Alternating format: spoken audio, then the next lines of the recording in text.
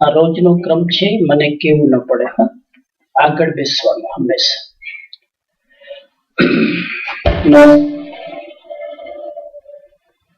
નમસ્કાર મહામંત્રથી શરૂ કરીશું. પહેલા સાંભળીશું, પછી બોલીશું.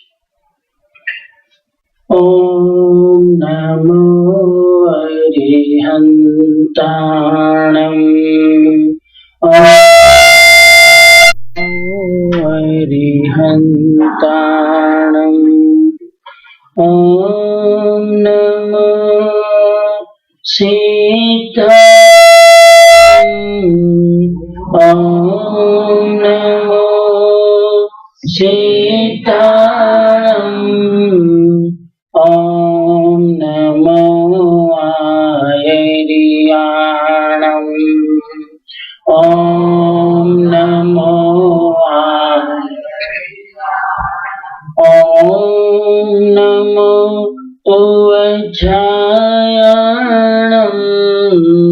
ઓમ નમો ઉવજાયાણમ.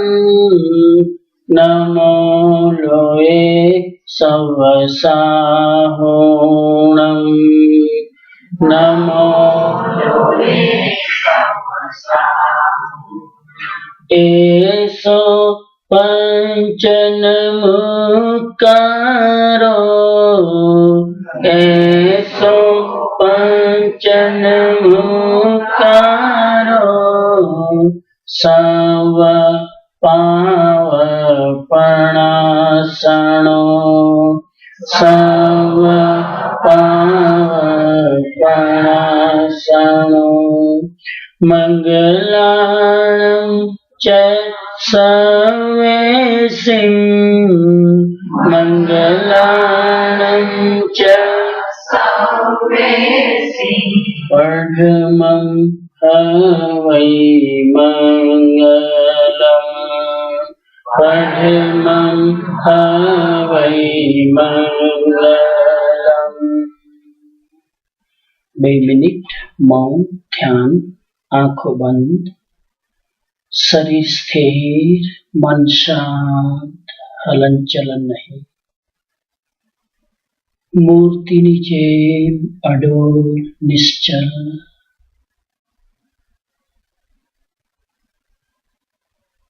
શ્વાસોશ્વાસ ઉપર ચિત્તને ફોકસ કરો. આવતા જતા શ્વાસને ધ્યાનથી જુઓ.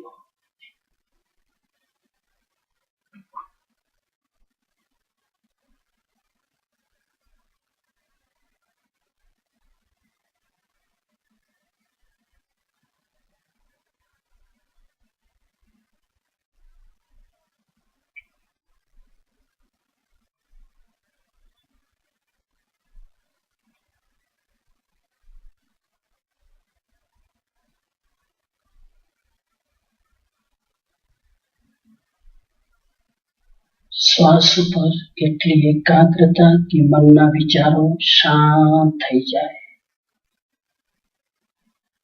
માત્ર વર્તમાનમાં આવી જાઓ. શ્વાસ ઉપર ભૂત ભવિષ્યના વિચારોથી ફ્રી કરો મનને.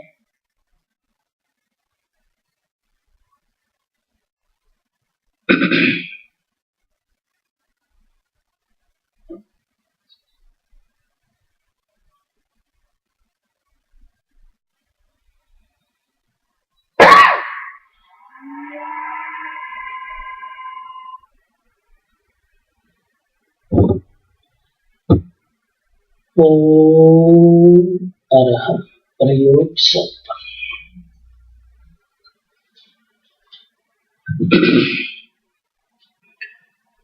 મંગલમ ભગવાન વીરો. મંગલમ ગૌતમો પ્રભુ. મંગલમ સ્થૂલિભદ્રાત્યા. જૈન ધર્મોસ્તુ મંગલમ. ધ્યાનમૂલમ ગુરુર્મૂર્તિ. પૂજામૂલમ गुरुपदम् मंत्रमूलं गुरुर्वाक्यम् मोक्षमूलं गुरुकृपा।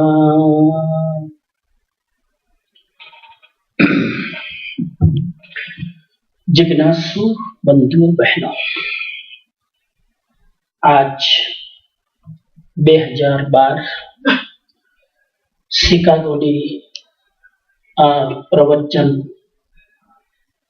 માળામાં આજે પહેલા દિવસે ઉત્તરાધ્યયન સૂત્રના આધારે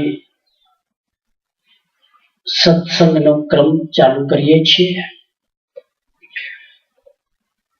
આજે પહેલા દિવસે પ્રવચનનો વિષય પહેલા ચેપ્ટરના સંદર્ભમાં, પહેલા અધ્યયનના સંદર્ભમાં નક્કી કર્યું છે।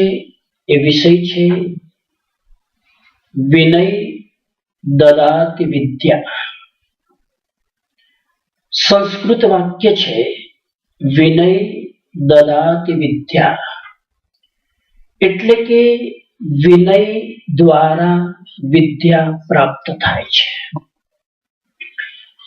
આ વિષય એટલા માટે રાખ્યો છે કે આપણે ત્યાં ભારતની પરંપરામાં સૂત્ર જરા ઉલટું છે। કોઈ પણ એજ્યુકેશન ની દુનિયાની પાઠ્યપુસ્તક તમે ઉઠાવીને વાંચશો તો એમાં શિક્ષણ જગતનું સૂત્ર છે વિદ્યા દદાતિ વિનયમ। વિદ્યા એને કહેવાય કે જેનાથી વિનય આવે। આ સૂત્ર સાંભળ્યું હશે તમે, વિદ્યા દદાતિ વિનય વિનયમ। મારું વ્યાખ્યાનનું સૂત્ર ઉલટું છે, વિનય દદાતિ વિદ્યા, વિનયથી વિદ્યા આવે। તો આ બે વસ્તુ પહેલા આપની સામે હું રાખી દઉં, પછી આપણે અંદર જઈએ। વિદ્યા દદાતિ વિનય એ ભારતીય શાસ્ત્રોનું સૂત્ર છે, મહાવીરના શાસ્ત્રનું સૂત્ર છે વિનય દદાતિ વિદ્યા। તમે મને કહો, વિદ્યાથી વિનય આવે કે વિનયથી વિદ્યા મળે? અત્યારે તો બોલવું જ પડશે કે વિનયથી વિદ્યા મળે, કેમ કે વિષય જ એ છે। અને તમે નહીં બોલો તો 10 મિનિટ બીજી મારે લેવી પડશે વિષયને ક્લિયર કરવા માટે। તો વિદ્યાથી વિનય આવે કે નહીં ડાઉટફુલ છે, કેમ કે લગભગ તમે જોજો સમાજમાં જ્યારે બહુ માણસમાં જ્ઞાન આવી જાય ને ત્યારે વિનયની જગ્યાએ ઘમંડ આવે છે। વિદ્યા દદાતિ વિનયમ કહે છે, પણ વિદ્યા દદાતિ અહંકારમ, વિદ્યાથી અહંકાર વધે છે। થોડું જ્ઞાન આવી જાય ને અહંકાર આવી જાય। એટલા માટે મહાવીરનું સૂત્ર, મહાવીરની દેશના, મહાવીરનો ઉપદેશ, મહાવીરનું પ્રીચિંગ બિલકુલ અલગ છે। મહાવીરનું પ્રીચિંગ છે વિનયમ દદાતિ વિદ્યા। જ્યાં વિનય હોય ત્યાં વિદ્યા આવે। આમાં કોઈ ડાઉટ નથી, આમાં કોઈ શંકા નથી કે વિનય હોય અને વિદ્યા ન હોય, બને જ નહીં। એ બને કે વિદ્યા હોય પણ વિનય ન હોય, વિદ્યા હોય સાથે અહંકાર હોય, વિનય હોય ત્યાં ચોક્કસ વિદ્યા આવે। આ ફોર્મ્યુલા છે અધ્યાત્મ જગતનું। એટલે આ વિષયમાં આજે મારે જવું છે। પહેલા હું થોડી ભૂમિકા બનાવું। ઉત્તરાધ્યયન સૂત્ર મહાવીરની અંતિમ દેશના, અને મહાવીર સ્વામીએ, તમને બધાને ખબર છે, જરાક 1 મિનિટ પાછળ જઈએ જેથી આગળ જઈ શકીએ। 30 વર્ષની ઉંમરમાં દીક્ષા લીધી, 12.5 વર્ષ સાધના કરી, 42 વર્ષમાં એમને કેવળ જ્ઞાન પ્રાપ્ત થયું, અને ત્યારબાદ 30 વર્ષ પ્રવચનો આપ્યા. 30 વર્ષની ઉંમરમાં દીક્ષા લીધી.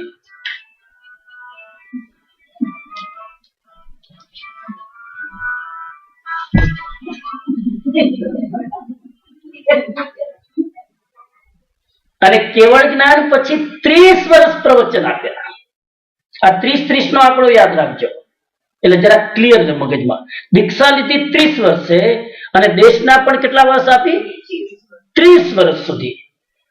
એટલે કે 42.5 થી લઈ 72 વર્ષ સુધી, 72 72, તો લગભગ 30 વર્ષ પ્રવચનો આપ્યા. અને એ જે પ્રવચનો આપ્યા એ પ્રવચનો શ્વેતાંબર પરંપરા અનુસાર, દેરાવાસીની પરંપરાના અનુસાર 45 આગમોમાં સંકલિત છે. સ્થાનકવાસીની પરંપરાની અનુસાર 32 આગમોમાં સંકલિત છે. હવે એ 45 આગમ વાંચવા બહુ અઘરા. 45 આગમ સ્ટડી કરવા માટે ઓછામાં ઓછા 45 જન્મ લેવા પડે, કેમ કે એક એક આગમ કોઈ નાની ચોપડી નથી, મહાગ્રંથ છે. હું અત્યારે એ બધામાં નથી જતો. મહાવીર સ્વામીએ જે 30 વર્ષ સુધી વ્યાખ્યાનો આપ્યા, પછી મહાવીર સ્વામી જયારે સંસારથી વિદા થતા હતા, નિર્વાણ પ્રાપ્ત કરતા હતા, કેવળ જ્ઞાન તો થઈ ગયું હતું, મોક્ષમાં જવાની તૈયારી, 5મા ઓરો બેસવાને થોડોક જ સમય બાકી છે. મહાવીર સ્વામીના મગજમાં એક વિચાર આવ્યો. વિચાર એ આવ્યો કે જો આટલા બધા પ્રવચનો હું મૂકીને જઈશ તો માણસો વધારે કન્ફ્યુઝ થશે. 45 શાસ્ત્રો વાંચવામાં માણસની બુદ્ધિ સઠિયા જશે. એટલે વિચાર આવ્યો કે નવનીત રૂપે, સાર રૂપે, મુઠ્ઠીમાં આખા 30 વર્ષના ઉપદેશનો સાર આપી દો. જેમ એક મા બાપ આ સંસારથી જયારે વિદા થતા હોય ત્યારે વિલ બનાવીને જાય કે નહીં, એ મહાવીર સ્વામી ભી પોતાના ભક્તો માટે, શ્રાવકો માટે એક વિલ બનાવીને જાય છે. હવે તમારી પાસે તો પૈસાનું વિલ હોય ને, એમની પાસે જ્ઞાનની સંપત્તિ હતી. એટલે કે જેટલું જ્ઞાન છે અંતિમ સમયમાં હું મારા શ્રાવક સમાજ માટે, મારા ચતુર્વિધ સંઘ માટે હું મૂકીને જાઉં છું. અને છેલ્લે એ જ્ઞાન મુઠ્ઠીમાં મૂકવા માટે, એમની દ્રષ્ટિ મુઠ્ઠીમાં જ કહેવાય, આપણી દ્રષ્ટિ મોટું છે. ખાલી એક એક ચેપ્ટરની ચર્ચા કરવા માટે 1.5 કલાક, અને એમાં આખા ચેપ્ટરની ચર્ચા નહીં થાય, ખાલી સમરી. તો અંતિમ સમયમાં નિર્વાણ પામતા પહેલા, એટલે કે દિવાળીના પહેલા, દિવાળી એટલે મહાવીર નિર્વાણ દિવસ, એના પહેલા એમને થયું કે હું કંઈક મૂકીને જાઉં, અને ત્યારે એમને પ્રવચન આપવાનું ચાલુ કર્યું. પહેલા 55 લેક્ચર આપ્યા સુખ વિપાકના, બીજા 55 લેક્ચર આપ્યા દુઃખ વિપાકના. કેટલા થયા? 110 પ્રવચનો તો પેલા આપી દીધા. એ આપ્યા પછી એને થયું કે હવે હું સાર બતાવું. એ 55 ચેપ્ટર છે, પણ અત્યારે એ નહીં. એ 110 વ્યાખ્યાનો આપ્યા પછી એમને થયું કે મુઠ્ઠીમાં સાર મૂકીને જાઉં, અને એમને બોલવાનું ચાલુ કર્યું. પાવાપુરી નગરીમાં બોલવાનું ક્યાં ચાલુ કર્યું? પાવાપુરી નગરીમાં, હસ્તિપાલ રાજાની પૌષદશાળામાં. સભામાં બેઠેલા લોકોમાં કોણ હતા? રાજાઓ, સેનાપતિ, નગરજનો, શ્રેષ્ઠીઓ, શ્રાવકો. એ બધાની વચ્ચે એ પ્રવચન આપવાનું ચાલુ કરે છે. એમનું એક વ્યાખ્યાન 48 કલાકનું. એટલે આપણે સાચી દેશના સાંભળવું હોય તો 48 કલાક બેસવું પડે. 2 દિવસનો પોસો લઈને 2 દિવસનો પોસો લેવો પડે. આ શબ્દ એટલા માટે વાપરું છું કે મહાવીર સ્વામી જ્યારે દેશના આપતા હતા ત્યારે જે સભા હતી એ બધાએ 2 દિવસનો પોસો લઈ લીધો હતો. પૌષદ વ્રત લઈને ભગવાનની વાણી સાંભળવા બેઠા હતા. હવે તમે એમાં ન જતા કે 48 મિનિટમાં 48 કલાકમાં કોઈને ટોયલેટ નહીં લાગ્યું હોય, એ તમે એમાં ન જતા મહેરબાની કરીને, કેમ કે આપણો ક્ષયોક્ષમ નથી. કેમ કે એમાં જશું તો આજનું અધ્યયન રહી જશે. હું જઈ શકું એમાં કે 48 કલાક, હવે 48 કલાક 24 ઉપવાસ હતો તો ટોયલેટ કોણ જાય? 24 ઉપવાસ હતો. પૌષદ વ્રત કરે એમાં ઉપવાસ તો હોય જ. પૌષદોપવાસ વ્રત, એમાં ઉપવાસ તો છે. 2 દિવસનો ઉપવાસ, પૌષદ વ્રત, સંસારની કોઈ પ્રવૃત્તિ નહીં કરવાની, માત્ર ભગવાનની વાણી સાંભળવાની. કેટલા દેશના રાજાઓ આવ્યા હતા? 18 દેશના. વ્યાખ્યાન સાંભળવા માટે, ભગવાનની વાણી સાંભળવા માટે 18 દેશના રાજાઓ આવ્યા હતા. થોડી ભૂમિકા પહેલા બનાવું છું. બેકગ્રાઉન્ડ હોવું જોઈએ મગજમાં, નહીં તો મજા નહીં આવે.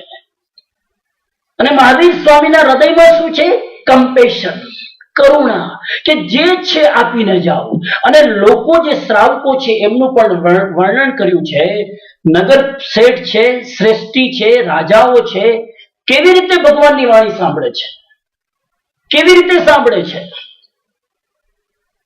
એ એટલા માટે મહત્વપૂર્ણ છે કે તમે કાલથી એવી રીતે સાંભળજો. એટલે બતાવું છું એ ભગવાનની વાણી કેવી રીતે સાંભળે છે. 1% કેવી રીતે સાંભળે છે? ત્રાટક કરીને, દ્રષ્ટિ સ્થિર કરીને. અને ભગવાનનું વ્યાખ્યાન જ્યારે ચાલુ થયું દેશના 48 કલાકની, તો પેલા શ્રોતાઓ આવતા કે પેલા વક્તા આવતા? બોલો, તને બોલવું તમારે પડશે. પેલા તમે ખાલી કલ્પના કરો કે પેલા મહાવીર સ્વામી આવીને બેસતા હશે કે પેલા શ્રાવકો બધા બેસી ગયા હશે. જયારે અહીંયા આપણો ટ્રેડ એ છે કે હું બહાર ઉભો તો બધા આમાં મારી સામે ઉભા બધા વાતો કરતા હોય કે સ્વામીજી અહીં ઉભા છે તો અંદર જઈને શું કરવાનું. પણ હું એટલા માટે બહાર ઉભો છું તમે અંદર બિરાજમાન થાવ. આ સાંભળવાનું એક બેઝિક, હું આજે વિનયની વાત કરવાનો છું. વિનયથી ચાલુ થાય છે. વિનયનું પહેલું સૂત્ર છે શ્રોતા પહેલા બેસે, વક્તા પછી આવે. વિનયનું બીજું સૂત્ર છે વક્તા આવે ત્યારે શ્રોતા ઉભા થાય. આજે બધું આવશે આ વિનયમાં. હું આવું ત્યારે ઉભા થાવ કે જરૂરી નથી. આ તો બીજા કોઈ સ્પીકર આવે ત્યારે થાજો.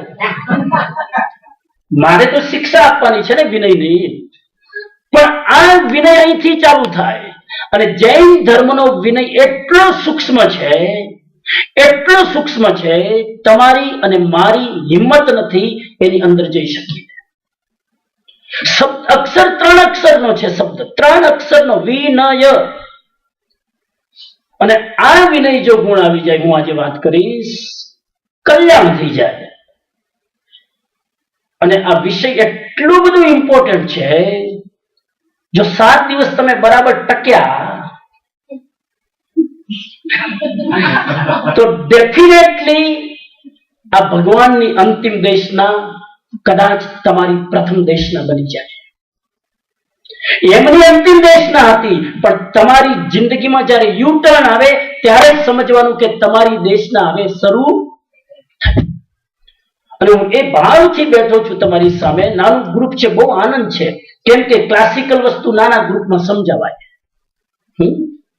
એટલે બહુ જ ગહેરાઈથી સાંભળજો. અને વિનમ્રતાપૂર્વક વિનંતી કરું કે સાંભળવું હોય તો કાલથી રાઈટ ટાઈમ આવજો. 8 વાગ્યાના 5 મિનિટ પહેલા અહીંયા બેસવાનું. બરાબર?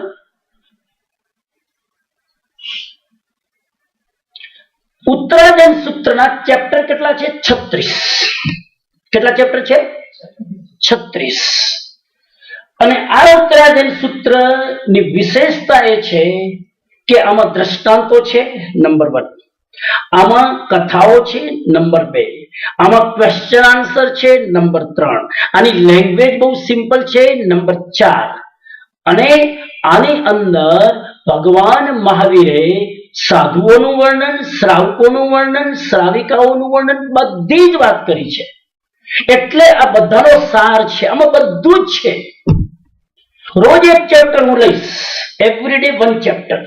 7 દિવસમાં આપણે 7 ચેપ્ટર કરવાના છે. અને આવતીકાલથી જો તમે રીતસર તમને ભાવ હોય કે ભગવાનની દેશના સાંભળવા માટે આપણે અહીંયા બેસી રહ્યા છીએ, તો નોટ અને પેન મહેરબાની કરીને લઈને આવજો. કેમ કે આ સિરીઝની અંદર લેક્ચર પછી હું તમને હોમવર્ક આપવાનો છું, અને એ હોમવર્ક તમારે ઘરે જઈને નથી કરવાનું, અહીંયા જ કરવાનું છે. આજે હું તમને પેન આપીશ, આજે હું તમને કાગળ આપીશ, પણ આ લેક્ચરની સ્ટાઇલ તો એ જ હશે, પણ લેક્ચર પછી કઈ નિષ્કર્ષ ઉપર આપણે પહોંચવાનું છે એની પણ હું વાત કરીશ કે શું કામ એવું કરવાનો છું, એવું છેલ્લે વાત કરીશ. તો 36 અધ્યાય, આનું નામ ઉત્તરાધીન સૂત્ર છે. શું નામ છે? Why this name ઉત્તરાધીન સૂત્ર? There are 2 reasons. ઉત્તરાધીન સૂત્ર નામ શું કામ રાખ્યું છે? 2 કારણ. પહેલું કારણ, તમે રામાયણનું નામ સાંભળ્યું છે. રામાયણમાં ઉત્તરકાંડ આવે. ઉત્તરકાંડ, ઉત્તરકાંડ એટલે શું?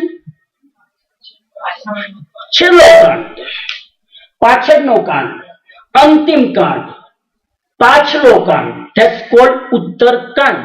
ઉત્તર અધ્યયન, અધ્યયન એટલે ચેપ્ટર. ઉત્તર અધ્યયન સૂત્ર એટલે પાછળનું ચેપ્ટર, છેલ્લું ચેપ્ટર, છેલ્લી દેશના, અંતિમ દેશના, બધું પાછળનું. 45 આગમમાં સૌથી છેલ્લી વાણી એટલે એનું નામ ઉત્તરાધ્યન, સૌથી પાછળની વાણી. ક્લિયર? ઉત્તરાધ્યનનો પહેલો અર્થ ક્લિયર? ઉત્તર અધ્યયન, પાછળના અધ્યયનો. એટલે કે ભગવાન મહાવીર શરીર છોડતા હતા ત્યારે પાછલી ઉંમરમાં જે બોલીને ગયા તે. ઉત્તરાધ્યયનનો બીજો અર્થ થાય ઉત્તર એટલે પછી. ઉત્તર અધ્યયન એટલે ચેપ્ટર, ઉત્તર એટલે પછી. આ ઉત્તરાધ્યયન સૂત્ર પછી વાંચવાનું છે, પહેલા નહીં, એટલે એનું નામ ઉત્તરાધ્યયન સૂત્ર. તો તમને થશે પહેલા હું વાંચવાનું? પહેલા વાંચવાનું 10 કાલિક, આચારાંક સૂત્ર. સામાન્ય રીતે સાધુ જ્યારે દીક્ષા લે, કોઈ પણ મહાવીરનો સાધુ કોઈ પણ ગુરુ પાસે જ્યારે દીક્ષા લે ત્યારે ગુરુ એને પહેલી આજ્ઞા કરે તો 10 કાલિક સૂત્ર કંઠસ્થ કરે. 10 કાલિક સૂત્ર કંઠસ્થ કર્યા વગર કોઈ પણ મુમુક્ષુને દીક્ષા મળે નહીં. અમે પણ જ્યારે સમણ દીક્ષા લીધી, we have to compulsory learn by heart that સૂત્ર 10 કાલિક, જેમાં 10 ચેપ્ટર છે, એટલે એનું નામ રાખ્યું 10 કાલિક સૂત્ર. અને 10 કાલિક સૂત્ર કંઠસ્થ કરવાનું, ખાલી વાંચવાનું નહીં, લર્ન બાય હાર્ટ. અને ત્યારબાદ એક આગમ વાંચવાનું, એનું નામ આચારાંક સૂત્ર. 10 કાલિક સૂત્રમાં સાધુના નિયમો છે. એ સાધુના નિયમો જો સાધુ ના વાંચે તો સાધુના નિયમ સાધુ પાડી શકે નહીં. ગોચરી જવું હોય તો કેવી રીતે ગોચરી કરવી, બધા જ નિયમો 10 કાલિક સૂત્રમાં છે. પછી બીજું શાસ્ત્ર વાંચવાની આજ્ઞા કરી, આચારાંક સૂત્ર, જેમાં ભગવાન મહાવીર સ્વામી દીક્ષા લીધા પછી 12.5 વર્ષ જંગલમાં શું કરતા હતા એનો જવાબ છે. તમને ક્યારે પ્રશ્ન નથી થતો કે 12.5 વર્ષ ભગવાન શું કરતા હશે? ખાલી ઉભા જ રહેતા હતા ઝાડની નીચે? શું કરતા હતા? એનો આન્સર છે આચારાંક સૂત્ર. સૂત્ર એટલે વાણી, આગમ. સૂત્ર એટલે scripture, Holi book, Jain Bible, whatever. તો ઉત્તરાધ્યયનનો બીજો અર્થ થયો પછી વાંચવામાં આવતો ગ્રંથ. પછી એટલે 10 કાલિક અને આચારાંક સૂત્રના પછી જે ગ્રંથ વંચાય એટલે એનું નામ પડ્યું ઉત્તરાધ્યયન સૂત્ર. બે વસ્તુ ક્લિયર? હવે હું આગળ ચાલું. મેં તમને કીધું આમાં ચેપ્ટર કેટલા છે? તમે શ્રોતાના રૂપે મને સાંભળશો કે સ્ટુડન્ટના રૂપે? મને કહી દો એટલે હું એ પ્રમાણે બોલું. તમે સ્ટુડન્ટના રૂપે મને સાંભળશો તો હું ટીચર તરીકે બોલું, અને તમે શ્રોતા તરીકે સાંભળશો તો હું પ્રીચિંગ તરીકે પ્રીચ કરું. હવે એ ખબર નથી શ્રોતા પણ વિદ્યાર્થી. You have to be student, not શ્રોતા. આટલા વર્ષથી શ્રોતા બનીને સાંભળીને હું જવા દો. પછી અમુક વિવેક રાખવો પડે ને, આજે સૂત્ર છે વિનય. પણ હવે વિદ્યાર્થી બનીને સાંભળો. ક્લાસમાં જેમ તમે કોઈ ટ્રેનિંગ લેવા બેઠા હોય એવી રીતે તો હું એક એક વસ્તુ ક્લિયર કરતો જાઉં. આપણે સ્વાધ્યાય કરવા બેઠા છીએ, પ્રવચન નહીં. પ્રવચન તો મોટું ગ્રુપ હોય ને એને પ્રવચન કહેવાય, આ સ્વાધ્યાય કહેવાય. એટલે આપણે ત્યાં જશું ત્યારે પ્રવચન, અહીં બેસું ત્યારે સ્વાધ્યાય. 36 ચેપ્ટર છે. પહેલા ચેપ્ટર નું નામ છે વિનય શ્રુત અધ્યયન. બરાબર? મારા તરફથી એક પણ વસ્તુ બોલવાની બાકી નહીં રહે એક ચેપ્ટરમાં, પણ તમે બરાબર પકડજો. પહેલા ચેપ્ટર નું નામ છે વિનય શ્રુત અધ્યયન. શ્રુત એટલે જ્ઞાન, વિનયનું જ્ઞાન. હે જંબુ સ્વામી, સુધર્મા સ્વામી બોલી રહ્યા છે કે મેં ભગવાન મહાવીરના મુખેથી સાંભળ્યું છે એ વાણી, હે જંબુ સ્વામી, હું તમને સંભળાવી રહ્યો છું. અહીંયા વાણી કોની છે? ભગવાન મહાવીરની. દેશના કોણ આપી રહ્યા છે? સુધર્મા સ્વામી. વિદ્યાર્થી કોણ છે? હવે શ્રોતા નહીં બોલો. વિદ્યાર્થી કોણ છે? જંબુ સ્વામી. અત્યારે આ હોલમાં વિદ્યાર્થી કોણ છે? અમે નહીં, હું બોલું. હું. અમે પછી તમે ઘણી વાર પોતાને છોડી દો છો. હું. અને દેશનાનું સ્થાન પાવાપુરી નથી, પણ શિકાગો જૈન સંઘ મંદિર. પહેલા ચેપ્ટર ની અંદર 48 શ્લોક છે. કેટલા શ્લોક છે? 48. આ 48 શ્લોક હું એક એક શ્લોક તો લઈ નહીં શકું, કેમ કે તમે હવાનું થશે એટલે ઘડિયાળ જોશો. પણ એની સમરી હું તમને આપું છું, જેથી તમે પહેલું ચેપ્ટર આરામથી ઘરે જઈને ડાયજેસ્ટ કરી શકશો. આટલું સાંભળશો તો પહેલું ચેપ્ટર થોડું એન્જોય કરી શકશો. પહેલા ચેપ્ટર નું નામ છે વિનય શ્રુત અધ્યયન. ક્લિયર? વિનય શ્રુત અધ્યયન. એવું નથી કે ભગવાન મહાવીર સ્વામીએ ખાલી ઉત્તરાધ્યયન સૂત્રમાં જ વિનયની વાત કરી છે. મેં તમને શરૂઆતમાં કીધું કે એ બધા જ 30 વર્ષના ઉપદેશનો સાર છે. એટલે કે 30 વર્ષ જે ઉપદેશ આપ્યો હશે એમાં વિનયની વાત તો કરી હશે ને. તો એ પણ બીજા શાસ્ત્રોમાં મળે છે. ખાલી રેફરન્સ આપી દઉં. 10મે કાલિક સૂત્રનું 9મું ચેપ્ટર. કયું ચેપ્ટર? 10મે કાલિક સૂત્રનું 9મું ચેપ્ટર નું નામ છે વિનય સમાધિ. આખું ચેપ્ટર વિનય ઉપર છે, પણ વિનયની સાથે ત્યાં સમાધિ શબ્દ જોડ્યો છે. અને એ વિનય સમાધિ ચેપ્ટરની અંદર પણ 4 ચેપ્ટર છે. જ્ઞાન વિનય, દર્શન વિનય, ચારિત્ર વિનય, તપ વિનય. એ 4 વિનયનું વિસ્તારથી વર્ણન છે. એની વાત હું નહીં કરું, કેમ કે 2 શાસ્ત્રો મિક્સ કરીશું તો ગડબડ થશે. તો આજે આપણે હવે આટલી ભૂમિકા સાથે, રોજ થોડી ભૂમિકા તમને આપતો રહીશ. આટલી ભૂમિકા સાથે હું પહેલા ચેપ્ટરમાં એન્ટ્રી કરું છું. શું નામ? વિનય શ્રુત. વિનયને સાંભળવું. શ્રુતનો એક અર્થ છે સાંભળવું. સુધર્મા સ્વામી કહે છે કે હે જંબુ, ભગવાનના વિનયના ઉપદેશને સાંભળો. આજની આખી દુનિયાની સમસ્યાનું મૂળ શું છે?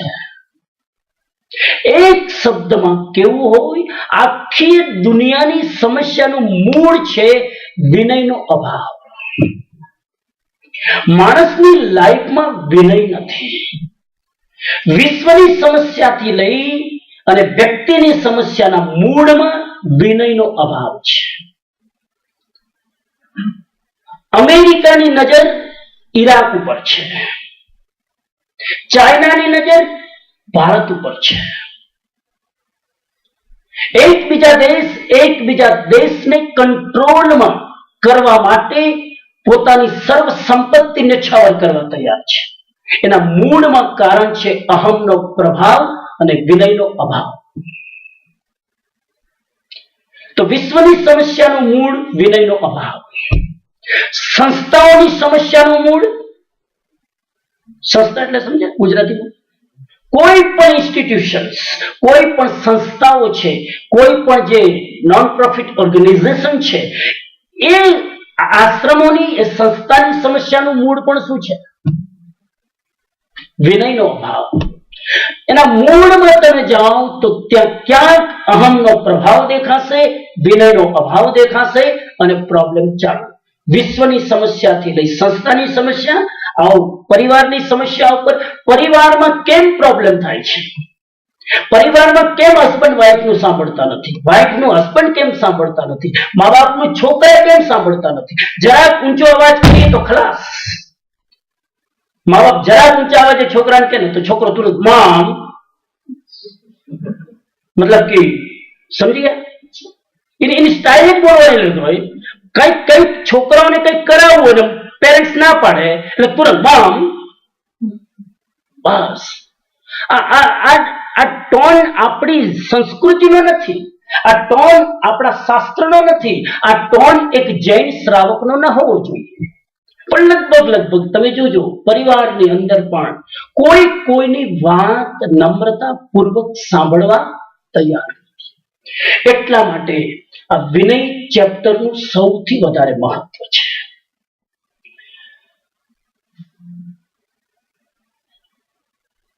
વિનય એટલે શું પેલા સમજી લઈએ. પેલા હું મારી લેંગ્વેજમાં બોલું, પછી હું ભગવાનની ભાષાનો આધાર લઈને તમને કહું. વિનયનો અર્થ છે નાના થવાની તૈયારી. વિનયનો અર્થ છે સામાન્ય માણસ તરીકે પ્રસ્થાપિત થવાની તૈયારી. તમે નાના બનવા તૈયાર થઈ જાઓ તો આખી દુનિયા તમને મોટાઈ આપ્યા વગર રહેશે નહીં. પણ તમે નાના થયા વગર જો મોટા થઈ ગયા તો દુનિયા તમારી મોટાઈ છીન્યા વગર રહેશે નહીં. તો નાના થવાની તૈયારી હોવી જોઈએ, લાસ્ટ આદમી બનવાની તૈયારી હોવી જોઈએ, અંતિમમાં બેસવાની તૈયારી હોવી જોઈએ. એ જ માણસ વિનયને પચાવી શકે. તો વિનયનો અર્થ છે નાના થવાની તૈયારી. નાના થવાની એટલે ગ્રાન્ડફાધર નહીં, નાના એટલે સ્મોલ. નાના થવાની તૈયારી એટલે ડોન્ટ બી વીઆઈપી. નાના થવાની તૈયારીનો મતલબ છે બી એ નોર્મલ પર્સન. એક સામાન્ય વ્યક્તિ તરીકે પેશ આવો કોઈ સામે. નાના થવાની તૈયારીનો અર્થ છે કે જ્યારે કોઈની સાથે તમે વાત કરો ત્યારે તમે તમારા બધા જ પદ અને પ્રતિષ્ઠાના વાઘા ઉતારી નાખો. આપણે જયારે કોઈની સામે પેશ આવીએ છીએ ત્યારે આપણે નથી રહેતા, આપણી ઉપર કેટલા બધા માસ્ક લાગેલા હોય છે. તો વિનયનો અર્થ છે ટ્રાન્સપેરેન્ટ થઈને પ્રસ્તુત થવું કોઈની સામે. અને આ વિનય ભાવ જ્યારે આવે છે ત્યારે વ્યક્તિની અંદર એક ચમક આવે છે, વ્યક્તિની અંદર એક પાત્રતા આવે છે, વ્યક્તિની અંદર એક ગુણગ્રાહકતા આવે છે. કોશિશ કરીએ સમજવાની. શાસ્ત્રમાં વિનયની બે પરિભાષા આપી છે.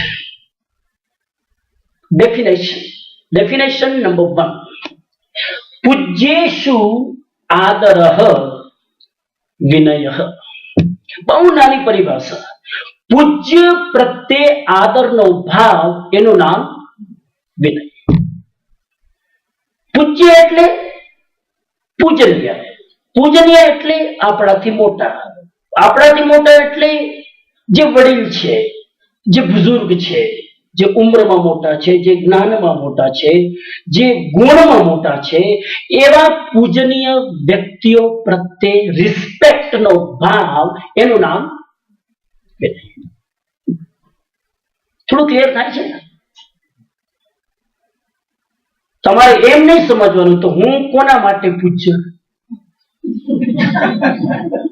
કેમ કે કીધું ને કે ભાઈ જેનામાં ગુણ હોય, જે વડીલ હોય, તો તમે વડીલ જ છો ને. તો તમે વિચારશો કે હું કોના માટે પૂજ્ય ન ચૂકી ન જતા. તમારે એ વિચારવાનું કે મારા માટે પૂજ્ય કોણ છે. ભલે તમે વડીલ હોય, પણ તો પણ તમે વિચારો તમારા માટે પૂજ્ય કોણ છે. કોઈ ઉભા રહીને તમને પૂછે, તમારું બાવડું પકડીને તમારા માટે પૂજ્ય કોણ, તો શું કહેશો? ખંજવાળતા નહીં.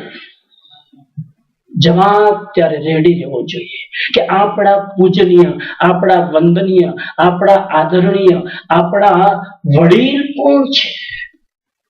તમારા કરતા ઉંમરમાં જે મોટું હોય એ તમારા પૂજ્ય. નંબર 1, તમારા કરતા ઉંમરમાં કોઈ મોટું હોય એ તમારા પૂજ્ય. તમારા કરતા જ્ઞાનમાં કોઈ મોટું હોય, ઉંમરમાં નહીં, જ્ઞાનમાં. હું કહીશ કે ઉંમરમાં મોટું એને વંદન કરો, તો તમે આથી મને વંદન જ નહીં કરો કે હું ઉંમરથી નાનો તમારાથી. એટલે બીજું પૂજ્યનો બીજો અર્થ છે, જે તમારાથી જ્ઞાનમાં મોટા હોય એ આપણા માટે પૂજ્ય. જ્ઞાનમાં મોટા. નંબર 2. નંબર 3, જે તમારા માટે ગુણમાં મોટા હોય એ તમારા પૂજ્ય. ગુણમાં મોટા. યાદ રાખશો 3 શબ્દો. ઉંમરમાં મોટા, જ્ઞાનમાં મોટા, ગુણમાં મોટા. ગુણમાં પછી ચરિત્ર, સમ્યક દર્શન, સારી ક્વોલિટી, શ્રદ્ધા, બધું આવી ગયું. એ આપણા માટે પૂજનીય છે. તો પૂજનીય પ્રત્યે રિસ્પેક્ટ ભાવ. કયો ભાવ? હવે રિસ્પેક્ટ ભાવ એટલે શું? એની સામે નહીં બોલવું, એ રિસ્પેક્ટ ભાવ. એની સામે તોછડાઈથી નહીં બોલવું, રિસ્પેક્ટ ભાવ. એની સામે દલીલબાજીમાં નહીં ઉતરવું, રિસ્પેક્ટ ભાવ. કોઈ વડીલની વાત તમને ગળે ન પણ ઉતરે, વડીલ સમજીને, જ્ઞાની સમજીને એક વાર તમે રિસેપ્ટિવ થઈને સાંભળી.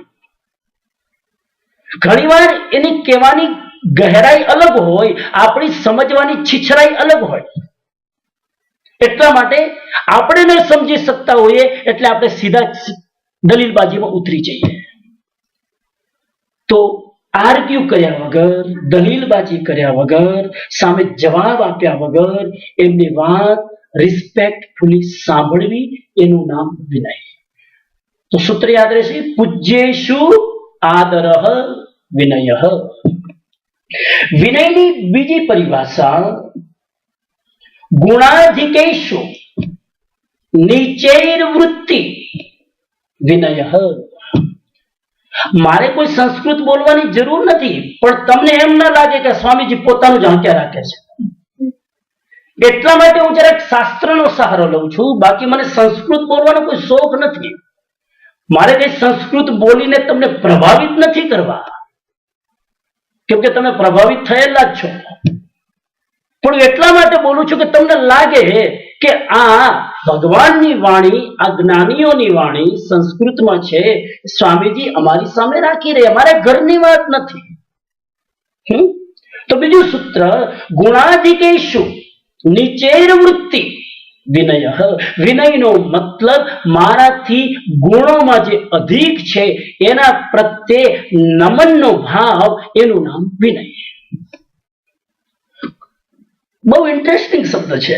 ગુણાધિકેષુ નીચૈર્વૃત્તિ વિનયઃ. ગુણાધિકેષુ એટલે અત્યારે કદાચ મારાથી કોઈ મહાન ચારિત્રવાન વ્યક્તિ અહીં આવે, લેક્ચર પૂરું કરી બહાર નીકળું અને કોઈ પંચ મહાવ્રતધારી સાધુ જો થોડો છૂટછાટ લઈને અહીં આવ્યા હોય, તો આપણા કરતા તો ઊંચા છે ને, એ આવે એટલે હું એને વંદન કરું, બરાબર? અને તમે પછી બહાર નીકળો, તમે મને જોઈને વંદન કરો. તો તમે મને વંદન કરો છો અને તમે જોઈ રહ્યા છો કે હું એમને વંદન કરી રહ્યો છું. તો કોઈક અજ્ઞાનીને થાય કે સ્વામીજી જ બીજાને વંદન કરે છે, તો આપણે વાયા વાયા હું કેમ, આપણે જેમ ડાયરેક્ટ કરી લઈએ. હા, એટલે શબ્દ વાપરે ગુણાધિકેષુ. તમારાથી વધારે ગુણવાનને તમે નમો. મારાથી વધારે ગુણવાન એ છે, તમારાથી વધારે ગુણવાન કદાચ હું છું. તો તમારાથી જે વધારે ગુણવાન હોય એ બધાને નમસ્કાર કરવાના, એકને નહીં. એટલે શબ્દ વાપર્યો ગુણાધિકેશુ. અધરવાઇઝ તો પેલા સૂત્રમાં જ આવી ગયું કે પૂજ્ય પ્રત્યે વિનય ભાવ, પણ ગુણમાં જે અધિક છે એને નમસ્કાર કરવા. મને પણ આભાસ થાય, મને પણ ભ્રમ થાય, ઇલ્યુઝન થાય કે તમે બધાય મને નમસ્કાર કરો, તો મને થાય કે હું નમસ્કાર લેવાને યોગ્ય છું, નમસ્કાર કરવાને યોગ્ય નથી, એવું મને પણ ભ્રમ થાય. પણ નહીં, ગુણાધિકેશુ, મારે વિચારવાનું મારાથી વધારે ગુણમાં અધિક કોણ છે, એના પ્રત્યે નમનનો ભાવ. હવે હું આગળ જાઉં તો વિનય બે પ્રકારે થાય. તમારો જે વિનય છે ને, તમે વિનય તો કરતા જ હશો ને, ઓબ્વિયસલી. વિનય બે પ્રકારે થાય. એક તો સ્વભાવથી વિનય થાય, સ્વભાવથી, એક્સિડન્ટલી, સ્પોન્ટેનિયસલી, વિચાર્યા વગર. જૈસે કોઈ મહાપુરુષ દેખાણા, વિચાર્યા વગર આપણું માથું ઝૂકી જાય, આને કહેવાય સ્વભાવથી વિનય. પ્લાનિંગ ના કરવા પડે. લેક્ચરમાં કોઈ સ્પીકર આવે, બે ઉભા થાય ની રાહ જોઈને પછી ત્રીજો ઉભો થાય, જોઈ લે. તો આ સ્વભાવથી વિનય નથી, સ્વભાવથી વિનય. જરાક ગુણવાન જોયા અને આપણું હૃદય ઝૂક્યા વગર ન રહે, આ સ્વભાવથી વિનય. તો પેલો વિનય છે સ્વભાવથી વિનય, અને બીજી તો ઘણા લોકો સ્વભાવે વિનય હોય અને ઘણા લોકો ગરજે વિનય હોય. આ ઇન્ટરેસ્ટિંગ છે. ગરજે વિનય, મને ગરે હોય એટલે હું વારંવાર હાથ જોડું, એની પાછળ જ રહું, એને છોડું નહીં, એને વારંવાર અને બરાબર એની વાહ કરું, એને હાથ જોડું, એને આજીજી કરું. કેમ કે મને ગરજ છે, અને ગરજ છે એટલે માણસ નમ્રતા બતાવે. આ નમ્રતા ભગવાન મહાવીરની ભાષામાં આત્મધર્મ નથી, લોક વ્યવહાર છે. અને લોક વ્યવહારમાં પણ સ્વાર્થ છે, એટલે આમાં આત્માનું ઉત્થાન થવાનું નથી. કઈક ગરજ હોય એટલે માણસ કરે. સમાજમાં તો એ જ ચાલે ને, ગરજ હોય એટલે કરે. ગરજ એટલે હાથ જોડે, ગરજ એટલે જમવા બોલાવે, ગરજ હોય એટલે પછી તમને બધાને વધારે ખબર હોય, મને ખબર ન હોય, પણ ગરજથી કરે. એક ખેડૂત હતા, એક ખેડૂત પોતાના ખેતરમાં ભીંડા બહુ ઉગ્યા હતા. તો એકવાર એને થયું કે આ ગામમાં જે વ્યાપારી છે ને, જેના ત્યાંથી બધો માલ લઉં છું, તો આજે ભીંડા સરસ ઉગ્યા છે, તો ચલો 2 કિલો ભીંડા વ્યાપારીને આપું. તો 2 કિલો ભીંડા લઈને એ વ્યાપારીની દુકાને જઈને કીધું કે ભીંડા સરસ તાજા આવ્યા છે, તમારા માટે સ્પેશિયલ તોડીને લાવ્યો છો, લો આનું શાક બનાવજો. શેઠને અનુભવ હતો ગરજે વિનયનો, એટલે એને કીધું રાખી દે જરા, અહીં મૂકી દે જરા, થોડી વાર રાખી. એ તે ભીંડા રાખી દીધા અને 5 મિનિટ બેસીને વાતચીત કરીને રવાના થયા. એટલામાં એની વાઈફ, ઘરને દુકાન ભેગું જ હતું, વાઈફ આવીને જોયું, લેડીઝને તો સ્મેલ આવી જાય ને શાકની, તુરંત એને જોયું કે ભીંડા આવ્યા છે, એટલે કીધું લાવો આજે ભીંડાનું શાક બનાવું, તાજા આવ્યા લાગે છે. તો કે ના, થોડી વાર હમણાં ઉભો રહે. તો કે કેમ? પણ આ ભીંડા આવ્યા છે ને એની પાછળ બીજું કંઈક આવતું હશે, તું જરાક રાખજો. એટલામાં પેલા ભાઈ આવે, શેઠ સાહેબ જરાક બહુ સંકટમાં છું, 10,000 રૂપિયા ઉધાર આપો. ભીંડા હું કામ આપી ગયો તો સમજ્યા?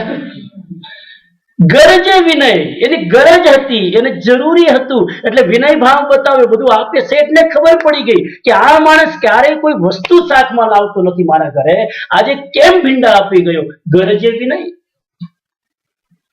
તો 2 પ્રકારે વિનય થાય છે.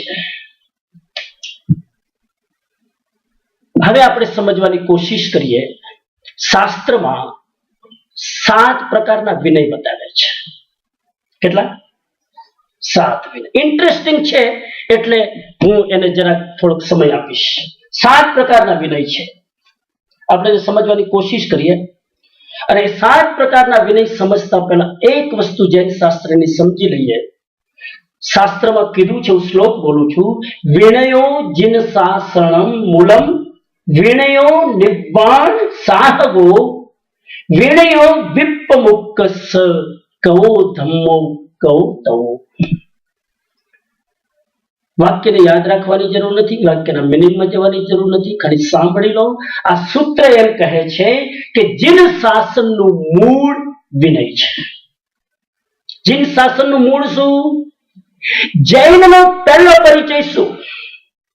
કોઈ તમને પૂછે જૈન કોણ, આજના સંદર્ભમાં, આજના વિષયના સંદર્ભમાં જૈનનું પહેલું લક્ષણ, જેનામાં વિનયના સંસ્કાર હોય, એનું નામ જૈન. વિનયના સંસ્કાર. વિનય મૂળો ધમ્મો.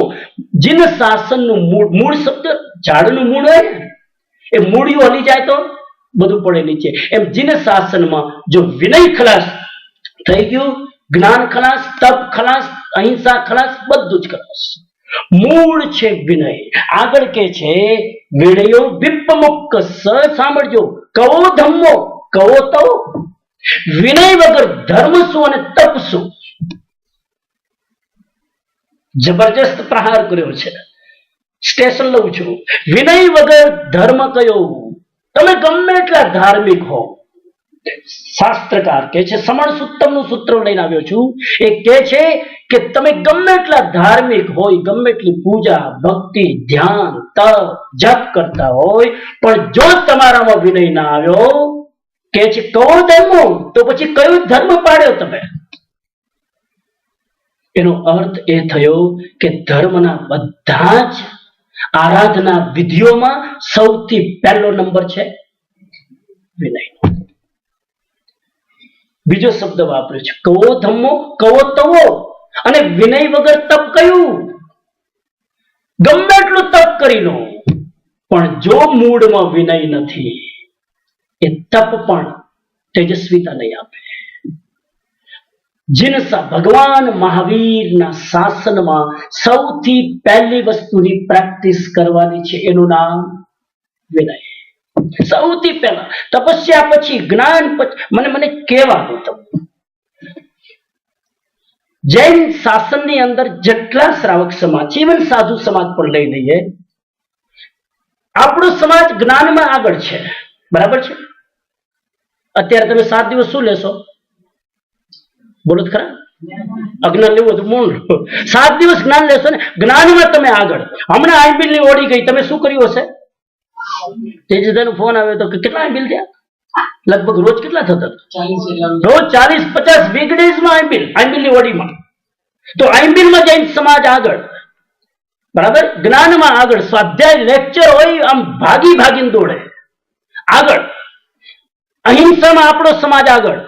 કંદમૂળ નહીં ખાવાનું, માંસ નહીં ખાવાનું, રાતના પણ બને ત્યાં સુધી નહીં ખાવાનું, પાણી બને ત્યાં સુધી ગાળીને પીવાનું, અરે નાવાનું પાણી પણ બને ત્યાં સુધી ગાળીને વાપરવાનું. આટલી બધી અહિંસાની આરાધના, આ બધું જ આપણે કરીએ છીએ, પણ નથી લાગતું આપણને બધાને કે મૂળમાં વિનય ચૂકી ગયા છીએ આપણે? નથી લાગતું? શું લાગે ભાઈ? અને આમાં તમારો દોષ નથી, તમે રિલેક્સ બેસજો. હા, તમને પેલા દિવસે, મંડેના દિવસે આટલો હેવી ડોઝ નથી આપવો મારે, પણ હું તમને વિનંતી કરું છું કે તમે આત્મનિરીક્ષણ કરો કે આપણે વિનય ચૂક્યા છીએ કે નહીં. જ્ઞાનમાં કેટલા બધા આગળ જાય. શિકાગોમાં તો કેટલા બધા સ્પીકર બની શકે, સ્કોલર બની શકે.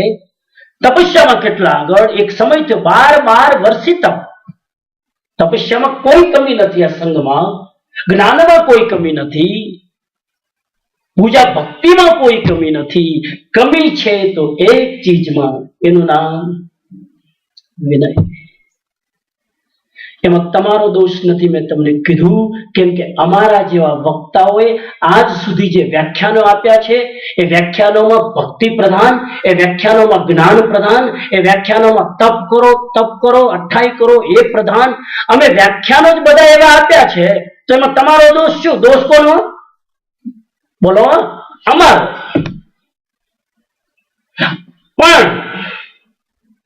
પણ દોષ અમારો, અમારા જેવા વક્તાનો. પણ હવે આજે વિનયનું લેક્ચર સાંભળી લીધું છે, હવે તમે આવતીકાલે એવા ન હોવા જોઈએ જેવા ગઈકાલ સુધી હતા. કેમ કે આજે તો લેક્ચર હવે સાંભળો છો ને. અત્યાર સુધી હું માનું છું કે તમે વિનયનું કોઈ, ઓકે, મને તમે કહો, ઓનેસ્ટલી જરાક હિસ્ટ્રી ખોલીને કયો, તમે અહીં બધા મોટા મોટા પ્રતિભાને બધા બેઠા છો, હિસ્ટ્રી ખોલીને કયો, વિનય ઉપર કોઈએ 1.5-2 કલાક એક સાથે લેક્ચર આપ્યું એવા સ્પીકરનું નામ બોલો. આપ્યું હશે કદાચ, મારે જાણવું છે. તપ ઉપર 2 કલાક કોઈ બોલ્યા હશે, અને હું ઘણી વાર બોલ્યો છું. જ્ઞાન ઉપર બોલ્યા હશે. વિનય ઉપર કોઈ આટલો ભાર આપીને તમને એક મેસેજ આપ્યો હોય તો મને કોઈ કયો.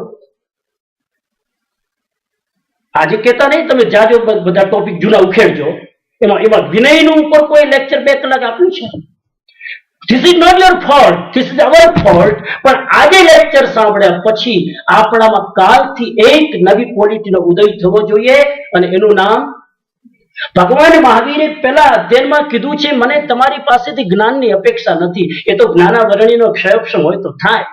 મને તમારી પાસે તપની અપેક્ષા નથી. એ તપ પણ તમારી અંદર જ્યારે ભૂખનો વેદનીયનો ઉદય ઉપર જો તમારો કાબુ હોય તો તમે કરી શકો. પણ વિનયની અંદર કોઈ કર્મ આડે નથી આવતું. એ તમારો આત્માનો પુરુષાર્થ છે. વિનયમાં કર્મ નથી લાગુ પડતું, જ્ઞાનમાં કર્મ લાગુ પડે, શ્રદ્ધામાં કર્મ લાગુ પડે, આચરણ નથી થતું, કર્મ લાગુ પડે. વિનયમાં કર્મ લાગુ નથી પડતું. વિનય એ તમારો આત્માનો પુરુષાર્થ છે, એમાં કોઈ કર્મ નથી આવતું.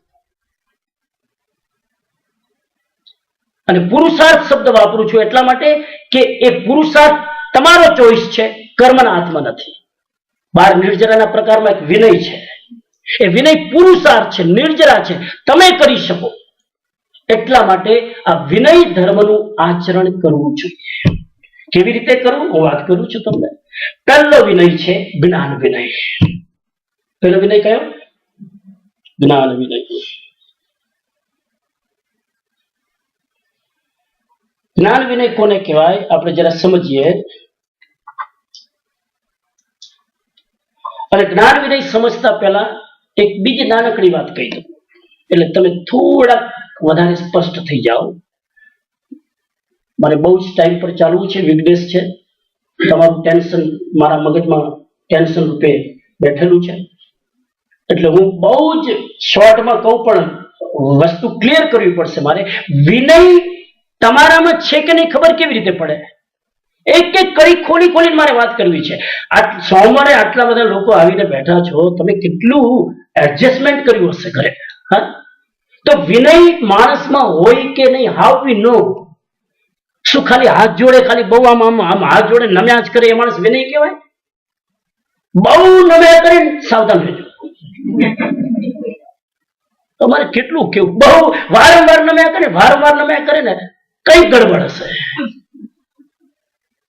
नमन नमन में फेर है बहुत नमे नादान, धोखाबाज दूना नमे, चीता चोर कमान. चीता बहुत नमता है क्योंकि पकड़ता है शिकार, चोर बहुत झुकता है चोरी करने के लिए, और कमान बहुत बैंड होता है क्योंकि तीर चलाना है. ये तीनों बहुत झुकते हैं. नमन नमन में फेर है बहुत नमे नादान, दगाबाज दूना नमे, चीता चोर कमान. તો વિનયની અંદર 5 વસ્તુ હોય ને તો તમારામાં વિનય છે માન લેવાનું. પેલા 5 વસ્તુ બતાવી દઉં, પછી પેલા પ્રકાર 5 ક્યારે પૂરું થશે ભગવાન જાણ. પર શરૂ કરીએ. વિનયની અંદર 5 વસ્તુ હોવી જોઈએ. એ વિનયના સપોર્ટિંગ ફેક્ટર છે, એનાથી ખબર પડે કે આપણામાં વિનય છે. પહેલી વસ્તુ ભલાઈ. દિલમાં ભલાઈની ભાવના હોવી જોઈએ. હું કોઈકનું સારું કરું, આ વિનયની શરૂઆત થઈ ગઈ. આટલી જ ભાવના. હું કોઈકનું મારાથી સારું થાય તો મારે એને મદદ કરવી. આ વિનયનું પહેલું પગથિયું. શોર્ટમાં વિનયનું બીજું પગથિયું વિનયનું બીજું પગથિયું છે વિવેક. વિનયમાં જો વિવેક ચૂકી જાવ ને તો વિનય ચાપલુસી બની જાય. વિનયમાં જો વિવેક ચૂકી ગયા તો વિનય ખાલી દંભ બની જાય. વિનયમાં જો વિવેક ચૂકી જાઓ તો વિનય ખાલી સ્વાર્થ બની જાય. એટલે વિવેક રાખીને વિનય કરવાનો, વિવેક ચૂકવાનો નહીં. કેવી રીતે સમજાવું? વિવેક પૂર્વક વિનય કરવાનો. હવે અત્યારે તમે લેક્ચર સાંભળતા હોય અને આવતીકાલે તમે કોઈ લેટ આવો આમાંથી નેચરલી, તો તમે લેક્ચર લેટ આવો અને તમે આજનું લેક્ચર સાંભળ્યું, કાલે તમે 8 વાગે લેક્ચર સવારનું શરૂ થવાનું હોય, તમે 8:30 આવો અને આવીને તમે સૌથી પહેલા મને આવીને વંદન કરો. આ વિનય કર્યો ને તમે? કેમ વિનય ના કર્યો? વિનય કર્યો પણ તમે શું ચૂકી ગયા?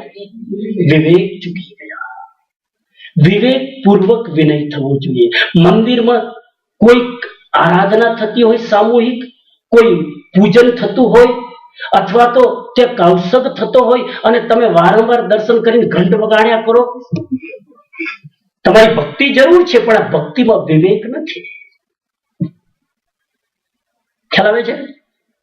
તો વિવેક પૂર્વક વિનય હોવો જોઈએ. તો બીજો ગુણ છે વિવેક.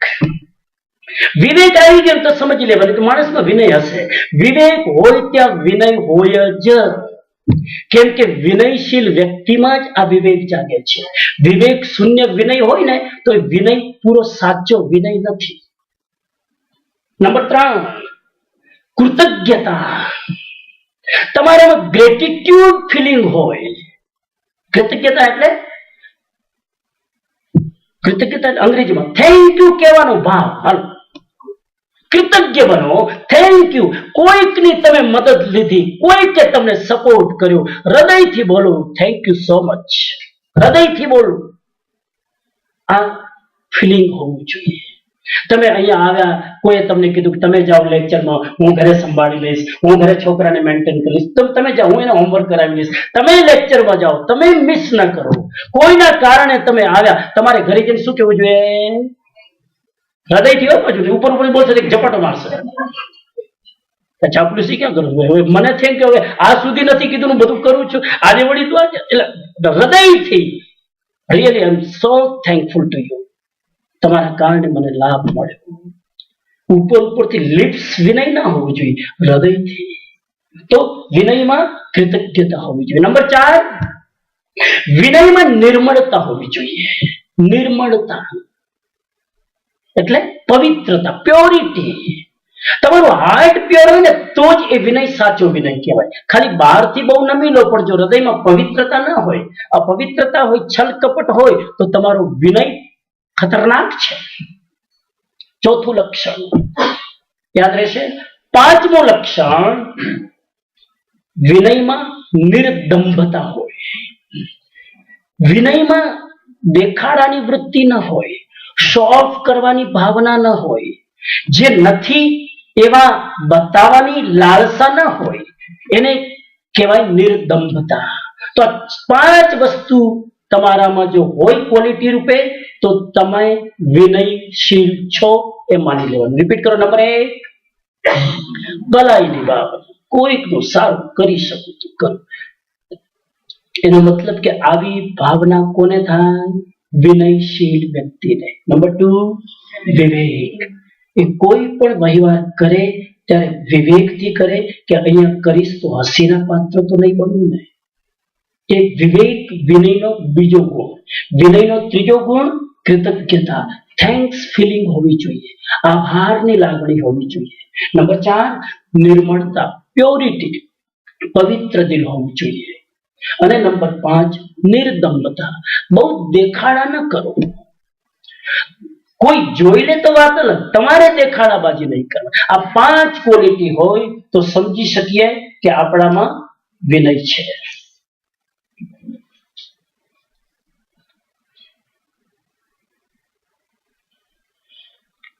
હવે સ્વભાવે વિનય છે કે તમે વહીવટથી વિનય કરો છો? how we can figure it out. તમે ભગવાનના મંદિરમાં જઈને જ્યારે ખમાસમણા આપો છો, ભગવાનના મંદિરમાં જઈને તમે જ્યારે વંદન કરો છો ત્યારે સ્વભાવથી વંદન કરો છો કે વહીવટથી? વહીવટથી મતલબ સમજી ગયા ને કે ટ્રેડિશન છે, મા બાપે આપણને શીખવાડ્યું છે, જ્ઞાની ભગવાને આપણને શીખવાડ્યું છે, આમ કરવાનું, આમ 3 પ્રદક્ષિણા આપવાની, આમ ખમાસમણું આપવાનું, આમ કરવાનું. એ શીખી લીધું છે એટલે તમે વંદન કરો છો કે તમારો અંદરથી સ્વભાવ છે વંદન કરવાનો? એટલે વંદનમાં ફેર છે. ભગવાનના દર્શન વ્યવહારથી કરો છો કે સ્વભાવથી? આ બહુ મહત્વનો ક્વેશ્ચન પુટઅપ કરું છું, કેમ કે રોજ આપણે દર્શન કરીએ, લેક્ચરમાં આવીને પેલા દર્શન કરીએ, તો એ દર્શન કરવું તમારો વ્યવહાર છે કે સ્વભાવ? તમારો ગુણ છે કે તમારું ફોર્માલિટી? મને જવાબ આપવાની જરૂર નથી, બહુ જલ્દી રાજી નહીં થાવ, પણ વિચારજો, લગભગ આપણું વંદન કરવું માત્ર વ્યવહાર છે. મને ઘણા લોકો કે ભગવાનના દર્શન કરીએ બધું, પણ ભાવ કેમ નથી આવતો? ભાવ એટલા માટે નથી આવતો કે વંદનમાં ભાવ ત્યારે જ આવે કે તમે પહેલા ભગવાનના ગુણોનું બહુમાન કરો. જ્યારે ભગવાનના ગુણો, એમની તપસ્યા, એમની તિતિક્ષા, એમની સહનશીલતા, એમને કેટલા કષ્ટો સહન કર્યા, જ્યારે ભગવાનની પ્રતિમા જુઓ ત્યારે ભગવાન કેવી રીતે બન્યા છે એના સંઘર્ષ તમે યાદ કરો તો તમને વંદન કરવાનું મન થાય, ઝૂકવાનું મન થાય. બાકી તો આપણે કરી લીધું, વંદન કરી લીધા, પણ એ અહોભાવપૂર્વક, પ્રીતિપૂર્વક એમની સાધના અને તપસ્યા દ્વારા પ્રાપ્ત કરેલી સિદ્ધિને જોઈને પછી વંદન કરશો તો વંદન તમારા સ્વભાવથી થશે, વ્યવહારથી નહીં થાય. વ્યવહારથી તો કરવાના જ છે, પછી કાલથી થશે, હવે તો જયારે સ્વભાવથી આવશે ત્યારે થશે. આપણે થોડી વેઇટ કરીએ, ક્યારથી? હવે સ્વામીજી કીધું સ્વભાવથી કરવાના નહીં, વ્યવહારથી તો ચાલુ જ રાખવાના, પણ વ્યવહારથી કરતા કરતા કરતા એમાં સ્વભાવ લાવવાનો, જેથી બહુમાન પૂર્વક થાય. સ્વભાવ છોડવાનો નથી, વ્યવહાર ઔપચારિકતા છોડવાની નથી, પણ આપણી ક્રિયાઓ બધી શુષ્ક બની ગઈ છે. મારું લેક્ચર છે, આગળ આવશે શુષ્ક ક્રિયા, હા એ આગળ આવશે. પણ એક આચાર્ય મહારાજ છે ને, તો શું वंदन की व्याख्या करी है शास्त्रों से हटकर खुद की मौलिक विचारधारा मुझे बहुत अच्छी लगी, मैं आपसे शेयर करूं। उन्होंने कहा कि भगवान ने वंदन करवा એટલે શું? બહુ સરસ વાત કરી। માણસ ઘરેથી નીકળે ભગવાનના દર્શન કરવા તો એવી રીતે નીકળે કે જાણે પોતાના કોઈ પ્યારા મિત્રને મળવા નીકળે છે, અને ઘરેથી નીકળે ત્યારે એટલો ઉમંગ હોય, એટલો ઉત્સાહ હોય, અને જ્યારે આવીને આમ આમ આમ આમ ભગવાનનું મંદિર ખોલે, ભગવાનનો દરવાજો ખોલે, અને ઉત્સાહમાં ઠોકર વાગીને જ્યારે એનું માથું નીચે નમી પડે, એનું નામ વંદન। સમજાય છે? જરા બહુ ફિલોસોફીમાં નહીં જાવ પડતું, અમુક લોકો વાહ આનું નામ વંદન। વંદનમાં એટલો બધો ઉત્સાહ હોય, વંદનમાં એટલી બધી તાલાયેલી હોય, આમ આમ ભગવાનનો દરવાજો ખોલીને જોઈને આમ આપણે ઠોકર વાગે અને આપણું મસ્તક ઝૂકી જાય। ધેટ ઇઝ ધ ઇનર વિનય। તો આવો ભાવ આપણને પણ ક્યારે આવશે? મેં તમને જવાબ આપી દીધો, બહુમાન હોય, એમના ગુણો પ્રત્યે આપણને અહોભાવ હોય। અને અહોભાવ ક્યારે હોય? કે ભગવાન ભગવાન કેવી રીતે બન્યા એ જરાક ચિંતન કરીને વંદન કરો। સ્નાત્ર પૂજા તમે કરો છો ને, સ્નાત્ર પૂજામાં અડધો પોણો કલાક તો ભગવાનનું ચરણ કલ્યાણ। સ્નાત્ર પૂજા કેટલા કરે છે? जनता एक्सप्रेस स्नात्र पूजा में च्यवन कल्याणक वर्णन કેટલું, અને દેવતાઓ એમનું ચ્યવન કલ્યાણક ઉજવવા માટે હજુ તો બેબી પેટમાં છે, અને દેવતાઓ અહોભાવથી એમને વંદન કરવા આવે છે। હજુ તો મોઢું નથી જોયું ભગવાનનું। ચ્યવન કલ્યાણકનો મતલબ સમજ્યા ને? હજુ તો પેટમાં એક જીવ આવ્યો છે, અને દેવતાઓ આવે છે અને પ્રભુની ભક્તિ કરે છે, અને એનું વર્ણન સ્નાત્ર પૂજામાં અડધો પોણો કલાક। જન્મ પછીનું વર્ણન તો 15-20 મિનિટમાં પૂરું। પહેલું આખું વર્ણન એનું આ અહોભાવ છે, આ બહુમાન છે। તો એ રીતે આપણે કરવા જોઈએ। તો બહુમાન પૂર્વક વંદન કરવું એ સ્વભાવ, અને સ્વાર્થવશ વંદન કરવું એ વ્યવહાર। તો હવે આ પ્રશ્ન પૂછવાનો, જ્યારે વંદન કરીએ ત્યારે હું વ્યવહારથી કરું છું કે સ્વભાવથી? સ્વભાવમાં બહુમાન હોય, વ્યવહારમાં સ્વાર્થ હોય। મારે બહુ દુઃખી હોઉં, બહુ પરેશાન હોઉં ત્યારે પણ ભગવાનને વંદન કરે, પણ ત્યારે શું હોય? સ્વાર્થ, માંગવાનું ભગવાન પાસે। તો એ વસ્તુ હોય છે। હવે આપણે આગળ જઈએ, અને હું તમને વિનંતી કરું, વિનયના પ્રકાર કેટલા પ્રકાર છે? હા, શું પાંચ? 7 પ્રકાર। 7 પ્રકાર। 10 मिनिट में पूरा करूं। 7 प्रकार। पहलो प्रकार विनयનો જ્ઞાન વિનય। પહેલો વિનય કયો? જ્ઞાન વિનય। જ્ઞાન વિનયનો અર્થ છે જ્ઞાન અને જ્ઞાનીનો વિનય। હું બહુ ઊંચી ઊંચી વાતો નહીં કરું, પણ આ વાતો ઊંચી ઊંચી છે જે હું સામાન્ય વાતો કરી છે, જે આપણે લગભગ ચૂકી ગયા છીએ। જ્ઞાન વિનય એટલે જ્ઞાન અને જ્ઞાનીનો વિનય। હું તમને કોઈ પણ પુસ્તક આપું, હું તમને કોઈ પણ પુસ્તક આપું, તમે કહો કે સ્વામીજી પુસ્તક એક દિવસ વાંચવા લઈ જાઓ અને આ પુસ્તક તમે આપો, તમે કેવી રીતે લેશો પુસ્તક? કેવી રીતે લેશો બોલો?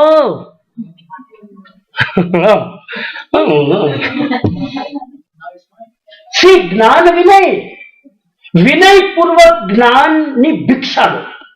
હું તમને પુસ્તક આપું, પહેલા તો મારા જેવો વ્યક્તિ પણ આમ નહીં આપે, બે હાથથી આપશે। આ પુસ્તક આપશું, તમારે લેવું હોય તો બે હાથ રાખી અને પુસ્તક લો, આમ નહીં ધડ લઈ લીધું, આ તો ઝૂંટવ્યું કહેવાય, લીધું ના કહેવાય। અને જ્ઞાનનું પુસ્તક લઈએ છીએ, બે હાથ આમ રાખો અને એ પુસ્તક પાછું લઈ માથા ઉપર મૂકી અને પછી તમે એનો ઉપયોગ કરો। આ છે જ્ઞાન વિનય। કોઈ કલ્પસૂત્ર હોય, કોઈ બીજું કોઈ પણ, અરે કોઈ પણ ગ્રંથ માત્ર જ્ઞાન છે। અરે એક સામાન્ય પુસ્તક તમારી દીપક ચોપરાની, ખાલી મહાવીરની પુસ્તકની વાત નથી કરતો, કોઈ પણ પુસ્તક જે વિઝડમ છે એ તમને આપે, બે હાથ અને તમે પ્રયોગ તો કરી જુઓ। નકલી કાલથી કોઈ પુસ્તક આપે નામ રાખજો, તમને જ્ઞાન પ્રત્યેની તમારી ભાવના જો વધી જશે। ખાલી આટલી મુદ્રા બનાવવાથી આમ કરીને તમે લેશો ને, તમને એ પુસ્તકની વેલ્યુ તમારા હૃદયમાં વધારે લાગશે। આ છે જ્ઞાન વિનય। શ્રેણિક રાજાનું નામ ખબર છે? આજે તો બહુ ટાઈમ નથી, શું કહીએ, વીકડેઝ ચાલે છે, વીકડેઝ છે બધા, વીકડેઝ એટલે કમજોર દિવસો ચાલે છે, वीकडेज। तो वीकडेज में तो फिर कहां से स्ट्रेंथ आएगी? वीकडेज है ना, वीकडेज बहुत अच्छा शब्द है, वीकडेज, VEE के, इस वीकडेज को ऐसे प्रोनाउंस करना। तो मुझे संयम भी रखना है, बोलना भी है। तो श्रेणिक महाराजा है, आपको पता है श्रेणिक महाराजा के वहां भगवान ने चातुर्मास किए। कितने? श्रेणिक महाराजा कहां रहते थे? मगध की राजधानी में, राजगृह नगरी में। कितने चातुर्मास किए भगवान? मैं नहीं बताऊंगा,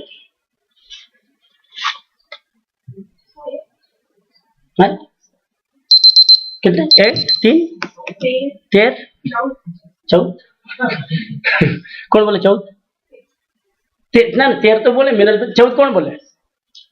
कोई बोल्યું 14? हाथों जवाब छो, कौन बोल्યું? 14 चातुर्मास किए, केवल ज्ञान के पहले और केवल ज्ञान के बाद सब मिला के 14 चातुर्मास किए। और श्रेणिक महाराजा की भक्ति इतनी थी भगवान महावीर के प्रति, उस भक्ति के कारण ही वो सम्यक भी हुए, उस भक्ति के कारण ही आने वाली 24वें तीर्थंकर गोत्र। लेकिन वो श्रेणिक महाराजा का जीवन पता है? एवरीडे मॉर्निंग में जब उठते थे, सेवकों को आदेश था कि जो भी पहला व्यक्ति मेरे पास आकर महावीर स्वामी कहां विराजमान है उसकी सूचना देंगे तो मैं मेरे शरीर पर पहने हुए सारी ज्वेलरी उसको सौंप दूंगा।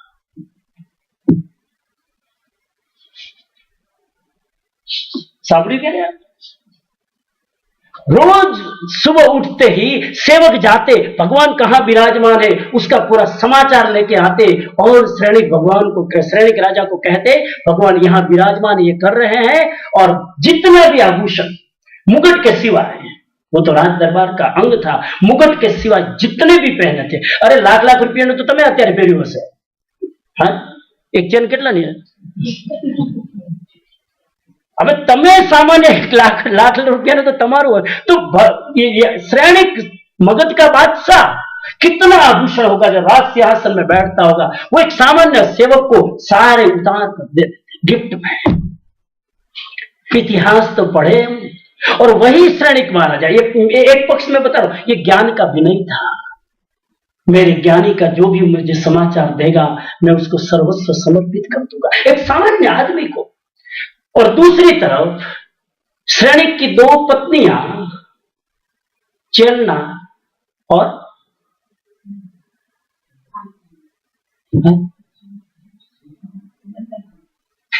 चंदना, चेलना और चंदना, चेलना और नंदा, चेलना और नंदा श्रेणी की दो रानियां मुख्य रूप से।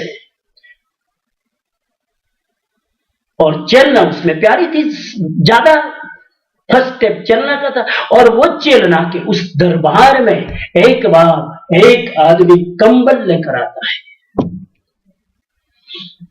ये आपने सुना होगा, लेकिन मैं इसको कंपेयर कर रहा हूं। स्टोरी को हमेशा दो चीजें साथ में रखकर आप पढ़ो और सुनो ना, तो उसका अर्थ और उसका महामत्य समझ में आता है। दोनों स्टोरी अलग अलग सुन लो तो नो मीनिंग।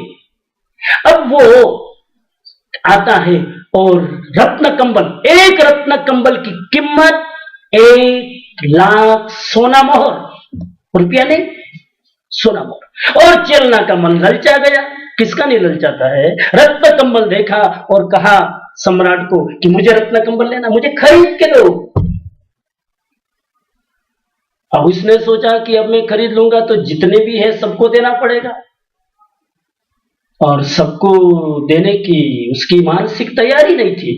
उसने कहा नहीं, हम नहीं खरीद सकते, एक ले ले तू, एक ले ले। क्योंकि उसके पास अलग अलग डिजाइन के थे, खाली एक रत्न कंबल नहीं था, अलग अलग डिजाइन के, और सब लेने की भावना थी। कहा कि एक ले ले प्रतीक रूप में।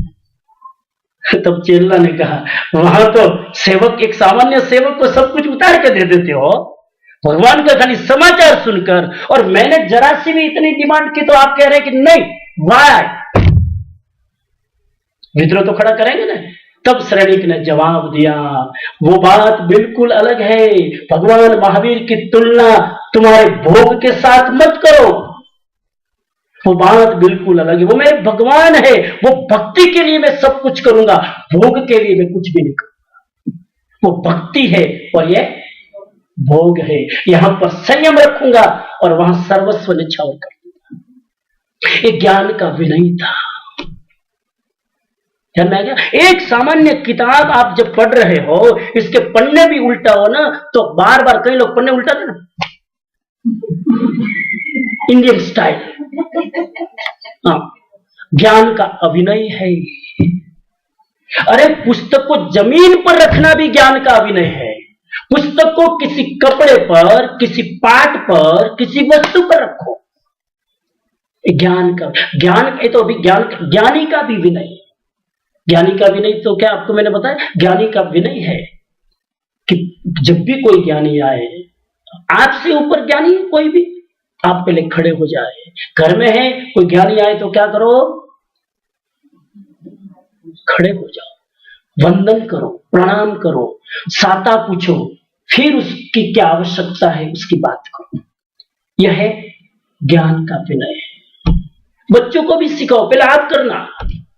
कई लोग क्या करते, मैं कई घरों में जाता हूं ना, अपने बच्चे होते तो संस्कार देने के चक्कर में, जैसे मैं जाता हूं तो उसके बच्चे को बुलाते हैं, यहाँ हाथ जोड़ प्रणाम कर, इसकी गर्दन दबाओ, ऐसे झुकाते हैं। मैंने कहा मैडम पहले आप प्रणाम करो, पहले आप करो। और खुद झुकते नहीं है, खुद तो बाईपास, और उसको झुकाने के चक्कर में जैसे स्वामी जी को पता ही नहीं चला, लेकिन मैं तो बच गई। और मैं देख रहा हूं वो एकदम लठ की तरफ खड़े है। ये विनय नहीं है, चूक गए तुम विनय। और इस विनय में ये मत देखो पात्र कौन है, विनय में ये देखो कि तुम्हारा भाव कितना बढ़ता है। विनय में उसको फायदा है कि नहीं, तुम्हारा जरूर। देखो, आप महावीर स्वामी को वंदन करो तो महावीर स्वामी को कोई लाभ नहीं है। आप साधु को वंदन करो तो साधु को कोई लाभ नहीं है। कई बार तो आप इंडिया में जाके साधु को वंदन भी करो, वो अपने कार्य में इतने व्यस्त है कि आपकी वंदना को भी देखते भी नहीं है। लेकिन आपने कर ली ना, कई लोग फिर उसमें भी मुड़ो, हमने 3 बार पीनो, 3 बार क्षमा सुनो, हमारे माई हमें जोई नहीं। तो तुम उसको दिखाने के लिए वंदन कर रहे थे कि अपना धर्म समझ कर रहे थे? अपना धर्म समझ कर करो, दिखाने के लिए नहीं। तुम्हारे वंदन हो गए ना, बस तुमने ज्ञानी का वंदन किया है, व्यक्ति को वंदन नहीं किया है, उसके ज्ञान को वंदन किया है। ज्ञान विनय। नंबर 2, दर्शन विनय। दर्शन विनय का मतलब है कि जो जीव संकिति है, दर्शन यानी संकित, जो जीव देव गुरु धर्म के प्रति आस्थाशील है, उसके प्रति भी विनय का भाव रखो। जिसने संकित प्राप्त किया है, ऐसे जीवों के प्रति विनय भाव, दर्शन विनय। नंबर 3 चारित्र विनय। तीसरा चारित्र विनय। चारित्र विनय का मतलब है कि सम्यक दर्शन और ज्ञान पूर्वक जिन्होंने चारित्र स्वीकार किया है, ऐसे पवित्र साधु साध्वी को भी हम विनय भाव से वंदन करें। चारित्र विनय। और इस विनय में विवेक मत चूकना। मुझे याद आ रही बात कुमारपाल राजा की। सुना नाम कुमारपाल राजा? बहुत बढ़िया प्रसंग है। मैं कोई भी बात रिपीट करना नहीं चाहता हूं, एकदम फ्रेश नॉलेज, न्यू नॉलेज। તમને એવું લાગશે કે પહેલી વાર સાંભળીએ છીએ, ઘણા પાછા તુરંત ઓપિનિયન, આ સ્વામી જેવું જૂના થઈ ગયા છે।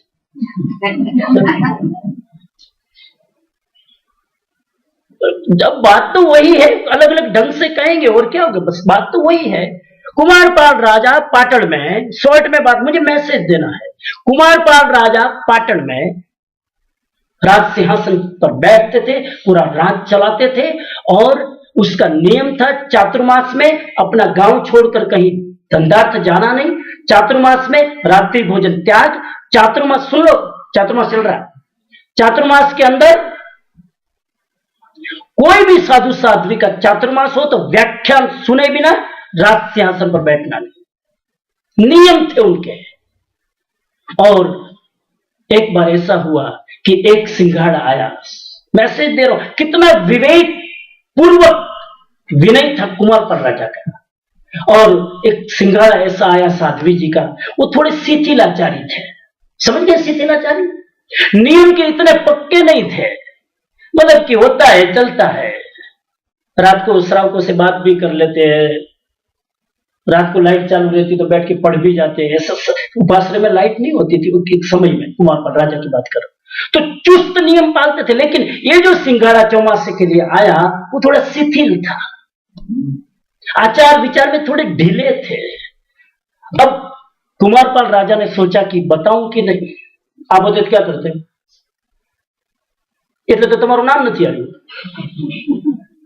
आप बिल्कुल बता देना चाहिए, इतनी गलती करते हैं समाज में क्या हल्की लगेगी, जैन शासन की अवहेलना होगी, कितनी निंदा होगी, बिल्कुल साधु को बताना चाहिए। कुमारपाल राजा सुनना, कुमारपाल राजा ने ये देखा, सोचा कि बताऊं तो साधु साध्वी को हर्ट होगा,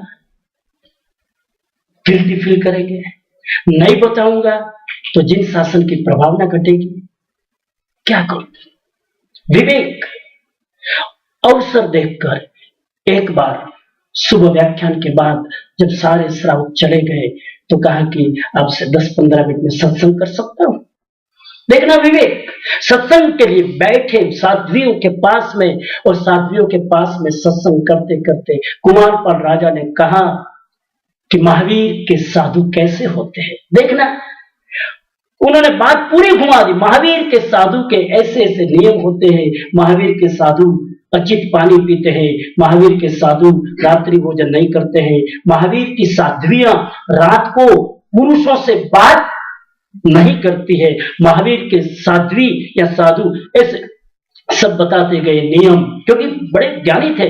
सब नियम बताने के बाद कहा कि मैं तो आपको ऐसा ही महावीर का शुद्ध साधु समझकर त्रिविध त्रिविध वंदना करता हूं। वंदना कीजिए। चले गए कुमारपाल राजा।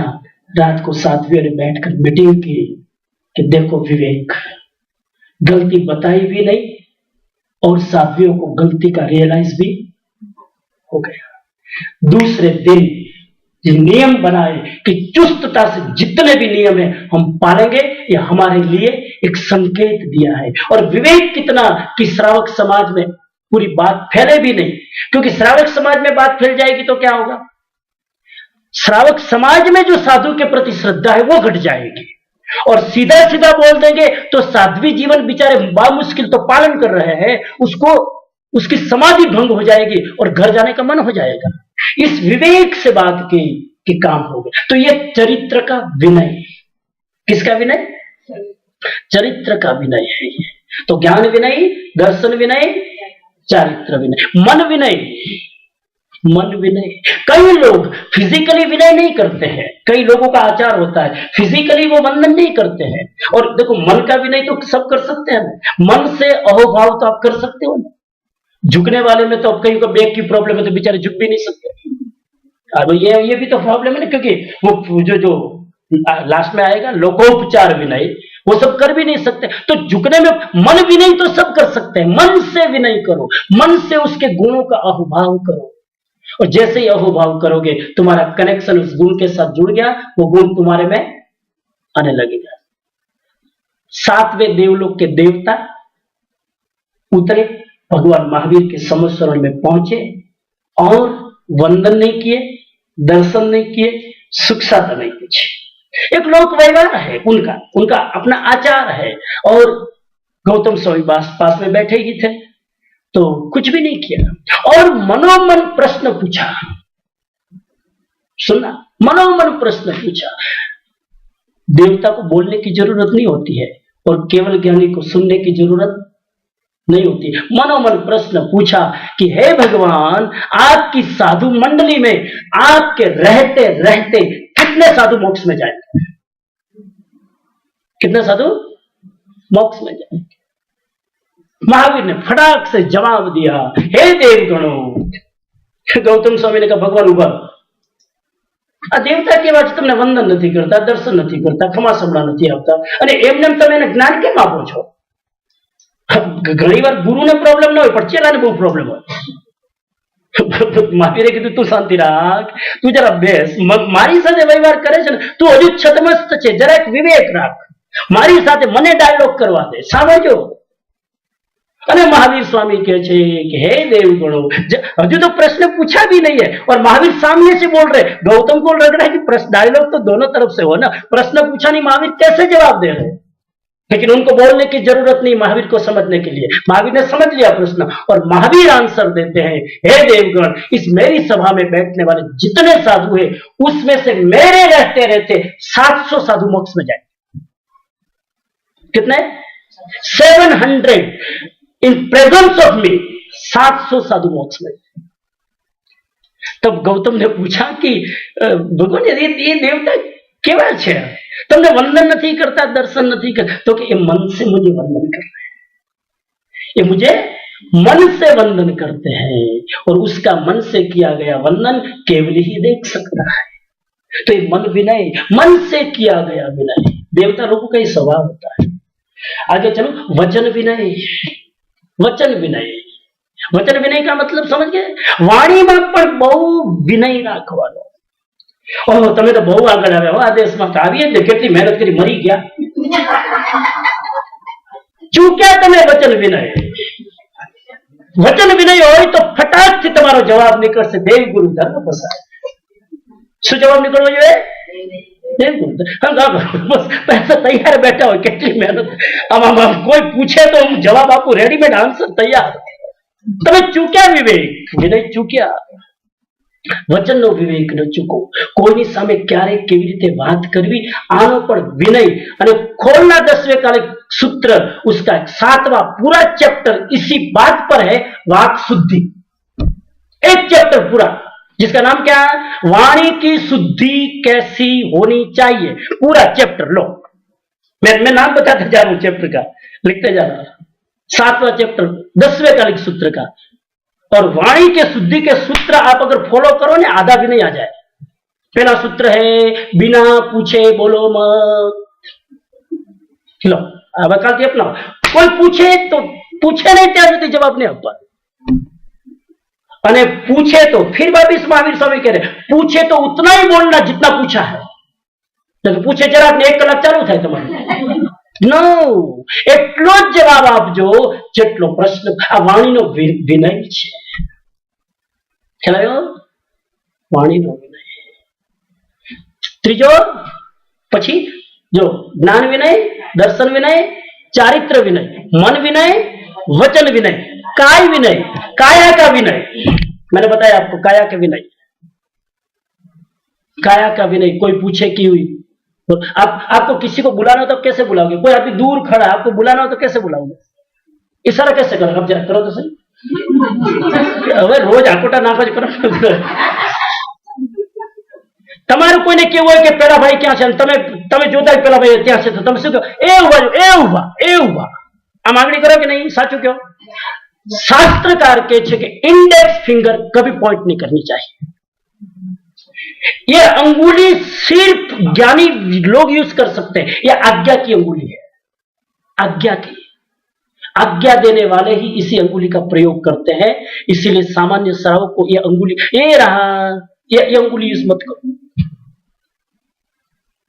કોઈને કેવું હોય કે અહીં બેસી જા, તો એમને કહેવાય એ તું પોતે અહીં બેસ, આંગળી ન કરાય, એમ કહેવાય તમે અહીંયા બેસો ને, આમ 4 આંગળી કરવાની, એક નહીં, કેટલી? 4 આંગળી કરવાની। નાની નાની વાત છે।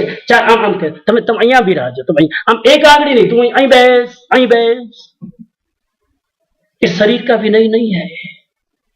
काया का विनय का एक दूसरा मतलब है, कोई जब आपसे बात कर रहा है, नहीं आप किसी से बात कर, मुझे आपको विनय बताना है ना, आप किसी से बात कर रहे हो, उस समय उसके चेहरे पर जरा दृष्टि डालकर बात करना, और बात करते समय ये देखना कि वो आपकी बात सुनने के लिए मेंटली रेडी है कि नहीं।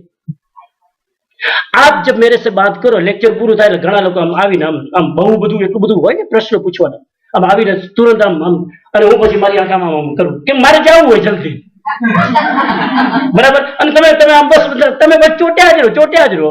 અને તમારે જોવાનું કે જો સામલો વાળો વ્યક્તિ જે સાંભળે છે એ આંખ આમ આમ કરે તો સમજવાનું કે હવે એ બીજા કામમાં પરોવવા માટે રેડી થાય છે, મારે એમનો વધારે ટાઈમ લેવો જોઈએ નહીં। આ કાય વિનય છે।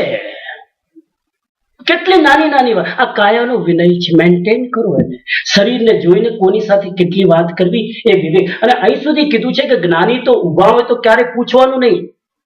અમારા ઇન્ડિયામાં તો જ્ઞાની કોઈ ઉભા હોય તો પેલા શ્રાવક બહુ જાગૃત હોય, પેલા કે મારા સાહેબ બિરાજો આસન પર, બિરાજો, અને બિરાજે પછી તમે એની સાથે સત્સંગ કરીશું। ઉભા ઉભા ચાલતા चालता नहीं, अमेरिका ने क्विक क्वेश्चन, हालता हालता क्विक क्वेश्चन, ऐसा नहीं। यह है हमारा काया का विनय। और लास्ट एंड फाइनल है लोकोपचार विनय। वेरी इंपॉर्टेंट, लोकोपचार विनय। लोकोपचार विनय का मतलब है तुम मन से विनय न करो, वचन से न करो, ज्ञान से। लोकोपचार कम से कम फॉर्मेलिटी के रूप में भी तुम विनय को चुको मत। लास्ट में कुछ भी ना हो तो कम से कम you have to follow the formality.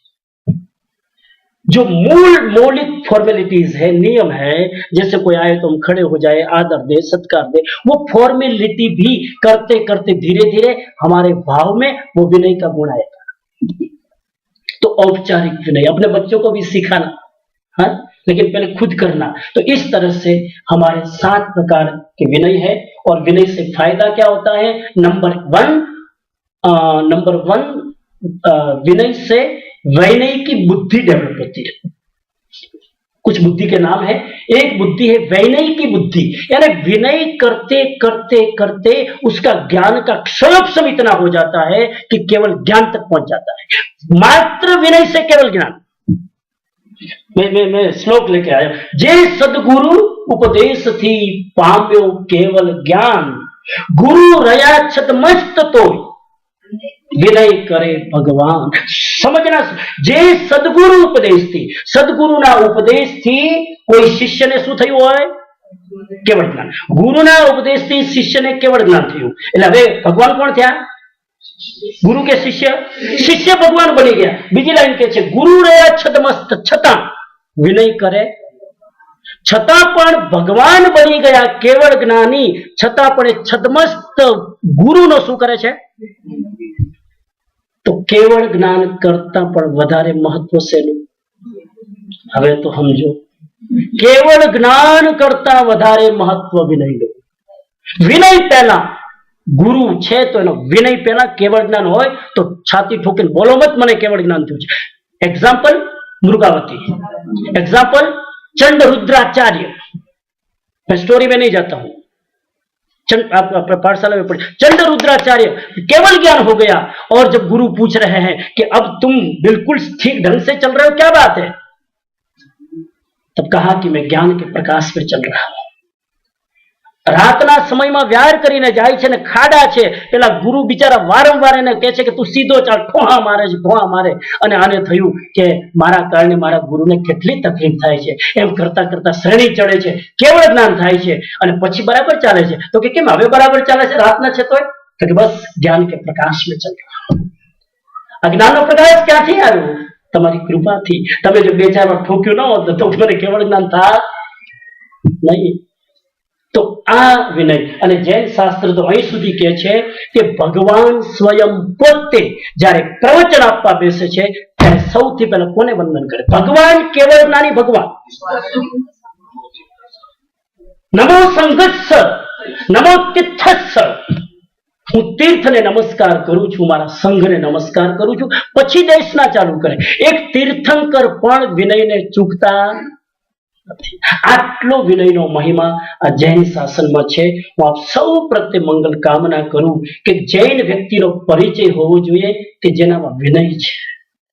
તો હવે કાલથી આપણે થોડી પ્રેક્ટિસ કરીએ વિનયની, કે રિસ્પેક્ટફુલી વાત કરીએ, નાઇસલી વાત કરીએ।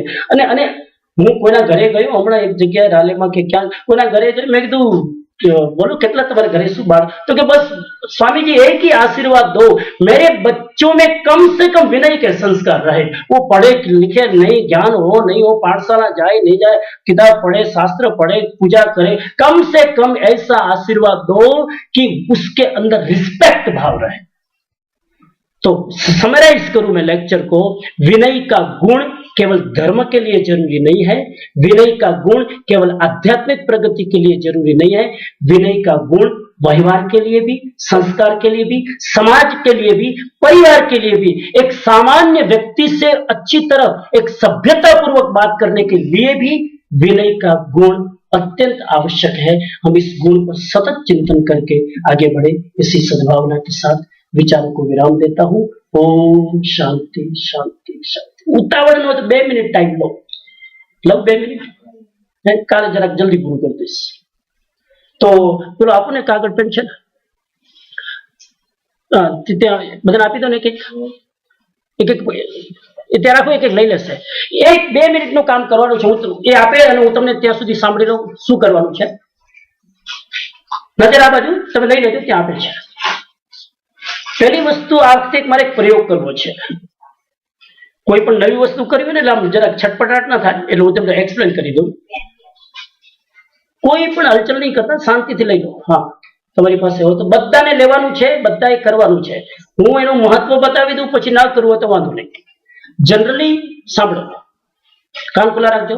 જનરલી આપણે જ્યારે લેક્ચર સાંભળીએ છીએ ને, આ બાજુ ધ્યાન, લેક્ચર સાંભળતી વખતે લેક્ચર સાંભળી લઈએ, એકાગ્રતાથી સાંભળી લઈએ, સારી રીતે સાંભળી લઈએ, અને સાંભળ્યા પછી આમ થોડુંક એક્સાઇટમેન્ટ પણ હોય કે વાવ સરસ, આનંદ થયો, આ વિષય ક્લિયર થયો।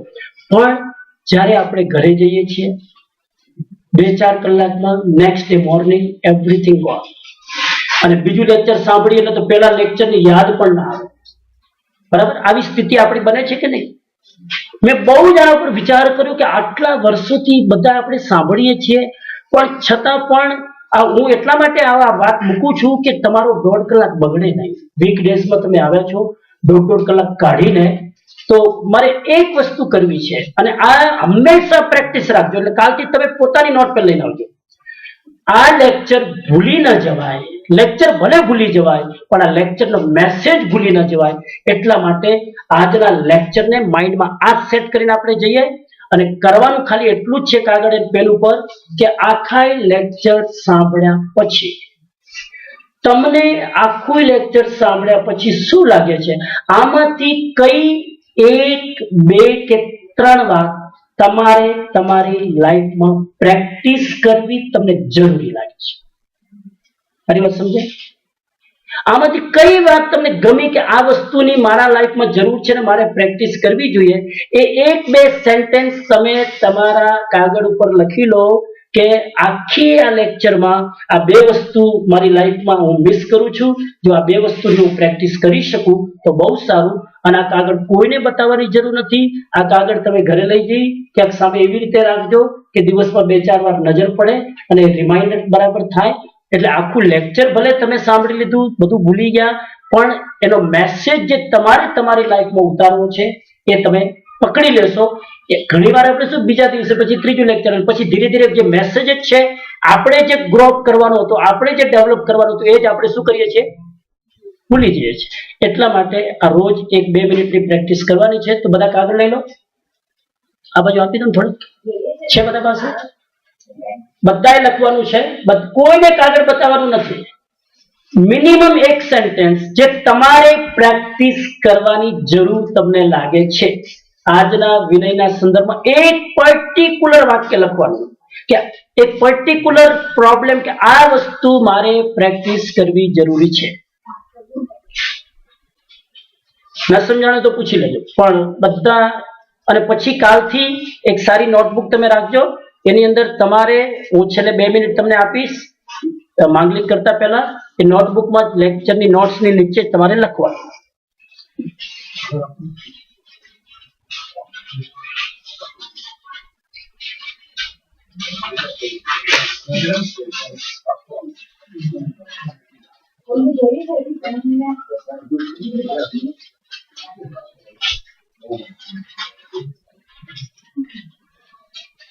હા,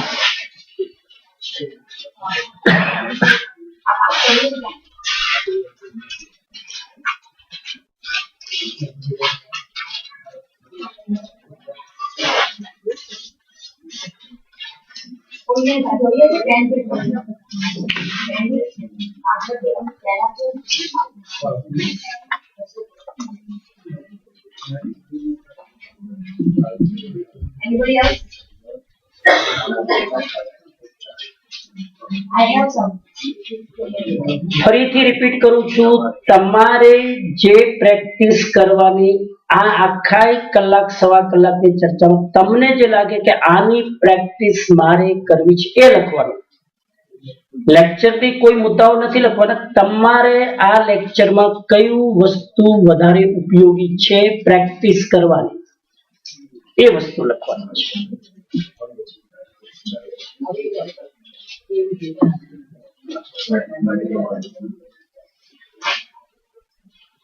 કાલથી બની શકે અનુકૂળતા રહે તો કોપી પેન લઈને આવજો, જેથી એક વ્યવસ્થિત નોટ્સ પણ લઈ શકો ને આ મુદ્દા પણ લખી શકો. આની વેલ્યુ કદાચ અત્યારે નહીં સમજાય, પણ really this sentences is very important, because એનાથી આગળ તમને ક્યારે પણ તમે ભૂલી જશો, બીજું થશે તો આ પ્રેક્ટિસ તમને ખ્યાલ આવશે. તમે લખી લીધું? Good, thank you. તેજસભાઈ લખી લીધું? ઓ, તમારે તો બધું પેલું electronic. Good good, that's okay.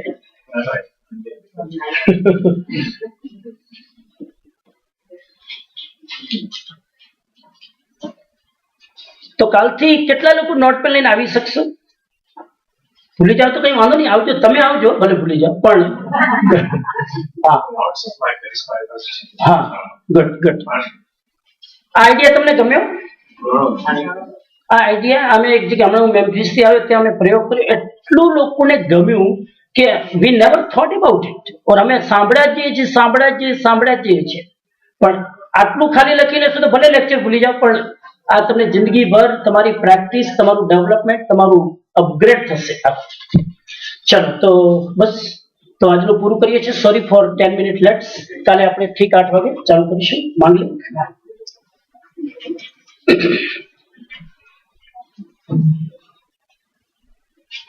કાલે બીજું ચેપ્ટર આવશે, ઉત્તરાધ્યાયનું 2nd ચેપ્ટર. એના આધારે કાલનું બીજું લેક્ચર, અને બધા ટોપિક તમને મળી ગયા છે ન્યૂઝલેટરમાં.